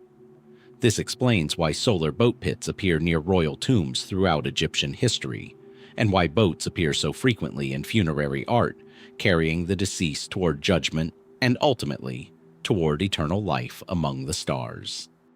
But why bury an actual full-sized seaworthy vessel, one bearing tool marks and rope wear patterns suggesting genuine use on the water before burial, rather than a purely symbolic model, the kind of miniature funerary boat found in countless other tombs across Egypt? Some pyramid complexes contain smaller boat models clearly intended as symbolic representations, never meant for actual use. The Khufu ship is different. Its timbers are lashed together using a sophisticated technique involving rope stitching rather than metal fasteners. Its hull shows evidence of having been in water, and its scale rivals vessels built for genuine river or even open water travel. Was this once functional? Before its disassembly and burial, perhaps used to transport Khufu's body along the Nile during funerary rites, or even, according to more speculative readings, employed in an earlier pilgrimage or ceremonial voyage whose purpose remains unrecorded. The question deepens further when we consider a second, still sealed pit discovered nearby, believed to contain a second boat in a similarly disassembled state. Portions of this second vessel have been excavated and studied using minimally invasive techniques, revealing timber in a more fragile, deteriorated condition than its counterpart. Why bury two boats, nearly identical in scale and construction, in separate sealed pits beside the same pyramid?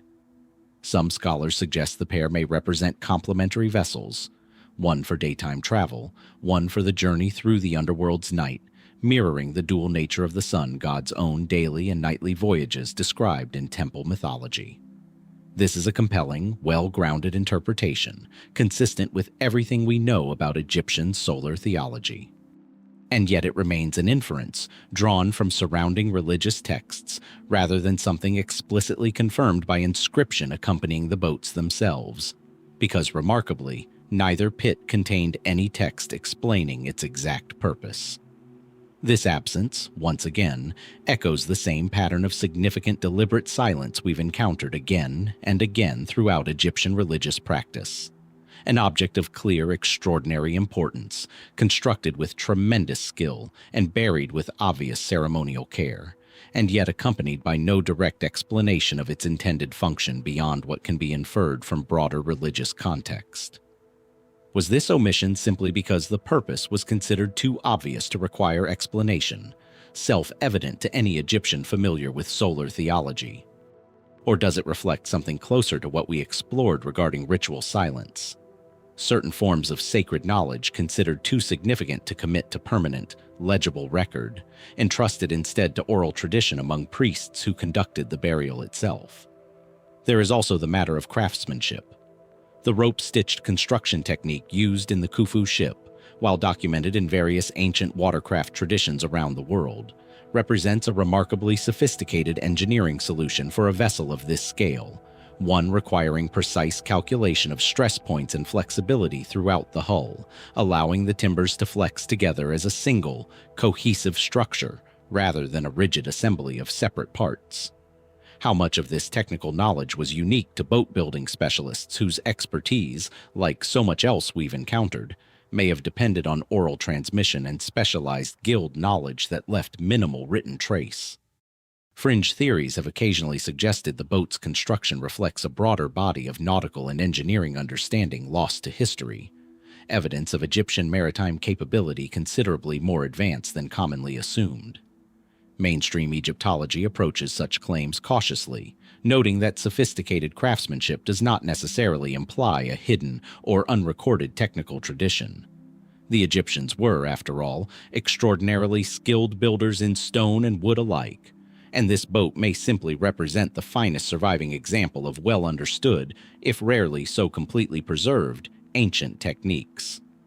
Today, the reassembled Khufu ship rests in its own museum beside the pyramid that once concealed it, its curved timbers catching light through glass in a way its builders could never have imagined, transformed from a buried secret into a public monument. It waited in darkness for over 4 millennia, disassembled but intact, as though someone believed it might one day be needed again. What, precisely, were they preparing Khufu for? And is the second, still largely unexcavated vessel resting nearby waiting to answer a question we haven't yet learned how to ask? Leave behind the shadowed corridors we have just walked, and travel now across the sun-bleached expanse of Middle Egypt, to a temple whose walls speak not of kings or gods alone, but of something far stranger. Time itself, carved into stone.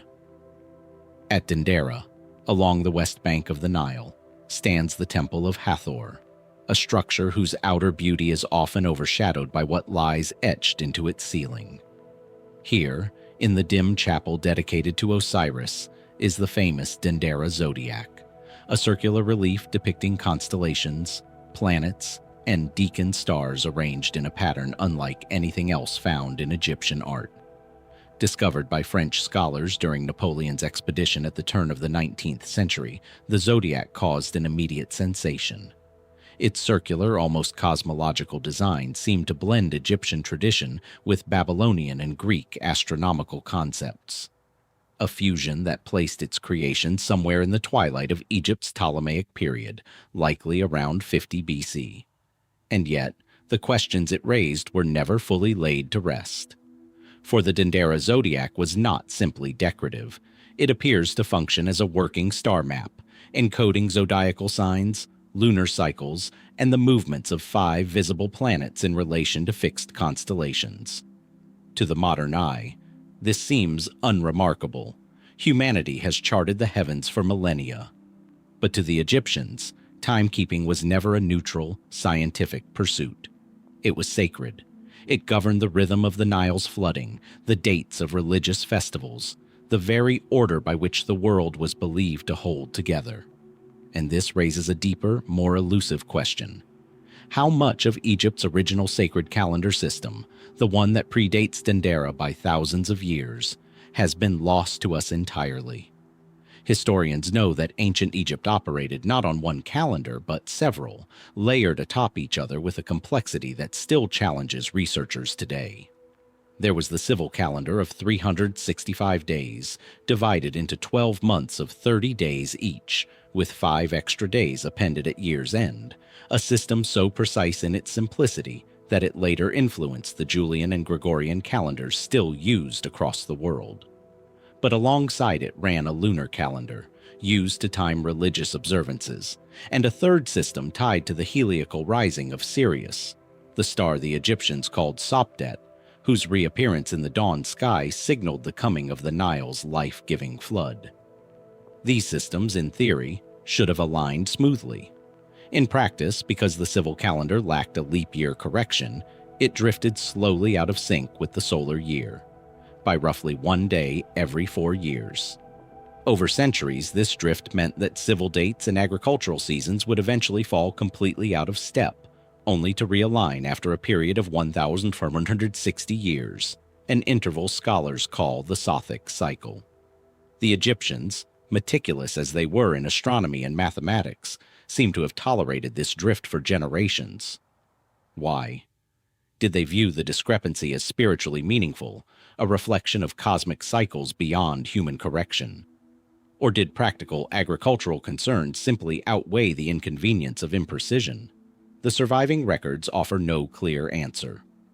What deepens the mystery further is how much of this calendrical knowledge appears to have vanished, not gradually but in fragments, as though entire systems of understanding were quietly erased or deliberately withheld. Temple archives, papyri, and inscriptions referencing hidden or secret year counts appear sporadically throughout Egyptian history, hinting at calendars maintained exclusively by priesthoods, inaccessible to ordinary scribes. The Palermo stone, a fragmentary black basalt slab inscribed with king lists and yearly events from Egypt's earliest dynasties, offers tantalizing glimpses of a chronological system far older and more intricate than anything preserved in later texts. Yet the majority of the stone, and whatever fuller calendar it once recorded, remains lost, broken into scattered pieces housed in museums from Cairo to London to Palermo. Some researchers have pointed to astronomical alignments in Egypt's oldest monuments, the Giza pyramids among them, as evidence of a still earlier calendrical tradition, one tied not to Sirius or the moon, but to solstices, equinoxes, and stellar alignments whose precision suggests centuries, perhaps millennia, of careful observation predating the dynastic era we know from written history. Mainstream Egyptology remains cautious here, noting that alignment alone does not prove intent, and that many claims of hidden ancient astronomy rest on selective interpretation. Yet the caution itself is telling. Even skeptical scholars acknowledge that Egypt's earliest timekeeping practices are far less understood than its later, more thoroughly documented systems.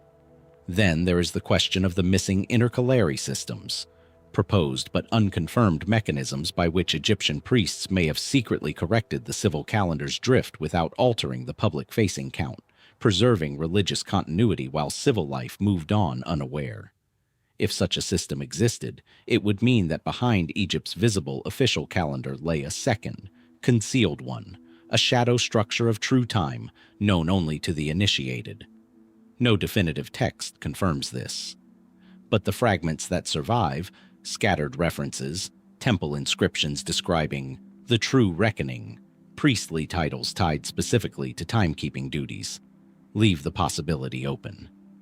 Standing beneath the carved sky of Dendera, or before the shattered remnants of the Palermo stone, one cannot help but wonder what else once existed. What other calendars, complete and coherent, were recorded on papyrus that has long since crumbled to dust, or carved into temple walls now buried beneath the sand? Egypt measured its gods, its floods, and its kings by the turning of the stars. But how much of that measurement has turned to silence along with them? Centuries would pass after Khufu's ship was sealed in its limestone pit. Kingdoms would rise, fall, and rise again, before the story of Egypt's priesthoods would reach its final, quiet chapter. That chapter was not written amid pyramids or golden burial masks, but on a small island in the Nile's first cataract, where the old religion of Egypt would make its last recorded stand. The island is Philae, near Aswan, home to the Temple of Isis, one of the last great cult centers of ancient Egyptian religion, still functioning long after Egypt itself had passed through Persian, Greek, and Roman hands. By the time Rome governed the Nile, most of Egypt's ancient temples had fallen silent, their priesthoods dissolved, their rituals abandoned or absorbed into new faiths sweeping across the Mediterranean world. Yet at Philae, the worship of Isis continued, protected in part by its remote location and in part by the goddess's enduring popularity among both Egyptians and the Nubian peoples to the south, who traveled from beyond Egypt's formal border to pay her homage. For nearly 600 years after the birth of Christianity, as temples elsewhere across Egypt were shuttered by imperial decree, Philae's priests continued to perform rites whose roots stretched back thousands of years. Rites involving the Osiris myth, the flooding of the Nile, and the ongoing maintenance of what the Egyptians called Ma'at, the cosmic order upon which the world's stability depended. Then, in 394 AD, something remarkable happened. A priest at Philae carved what would become the last known hieroglyphic inscription in Egyptian history, a simple dedication offered in the ancient script to the god Mandulus. And then, silence. No further hieroglyphic text has ever been found bearing a later date. The script that had recorded Egypt's history, religion, and administration for over 3,000 years simply stopped. Why here? Why then? The mainstream explanation points to the broader religious and political currents of the late Roman Empire. Emperor Theodosius I had issued edicts banning pagan worship throughout the empire in the 390s, part of a sweeping campaign to establish Christianity as the sole state religion. Temples were closed, their funding cut, their priesthood stripped of legal standing.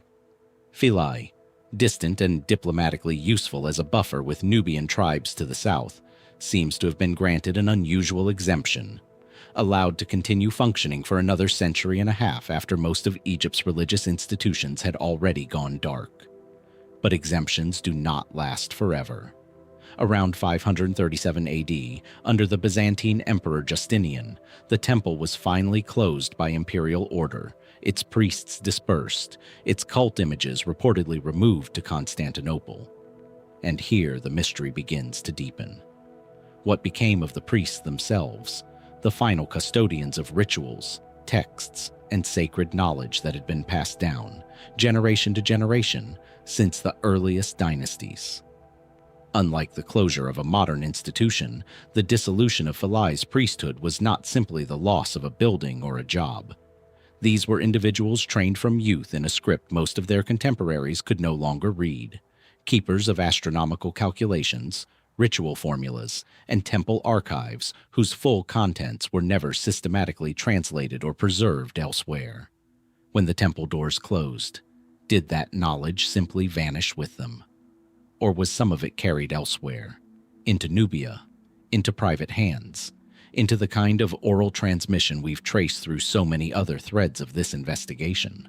Some historians have noted the intriguing possibility that fragments of Egyptian priestly knowledge persisted informally for a time in Nubia, where the closely related Meroitic script and religious practices had long absorbed Egyptian influence, and where Christianity arrived somewhat later than in Egypt proper. Could displaced priests or their students have found refuge among Nubian communities still sympathetic to the old gods, continuing quiet, unofficial observances beyond the reach of imperial decree? The evidence here is thin, suggestive rather than conclusive, resting more on plausible historical circumstance than on any surviving text explicitly describing such a migration. More speculative theories go further still, proposing that certain temple archives, inventories of ritual knowledge, astronomical records, even guarded interpretations of religious texts, may have been deliberately hidden rather than destroyed, sealed away by priests unwilling to see centuries of accumulated understanding erased by imperial decree. No cache of such material has ever been found.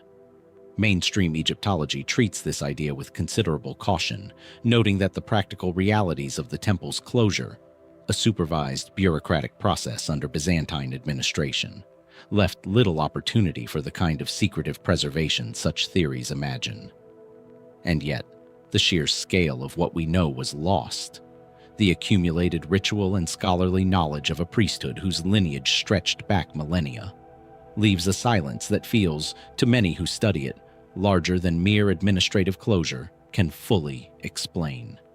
Today, the Temple of Isis stands relocated on the island of Agilkia, moved stone by stone in the 20th century to save it from the rising waters of the Aswan High Dam, itself a strange echo of preservation and loss, of ancient structures rescued even as the world that gave them meaning recedes further into history.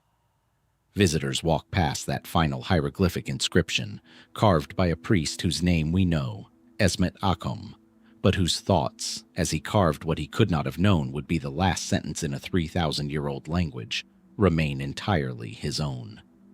What did he believe he was preserving? And what, if anything, still waits, in Nubian sands, in Byzantine records, in knowledge quietly passed down and eventually forgotten, for someone to find?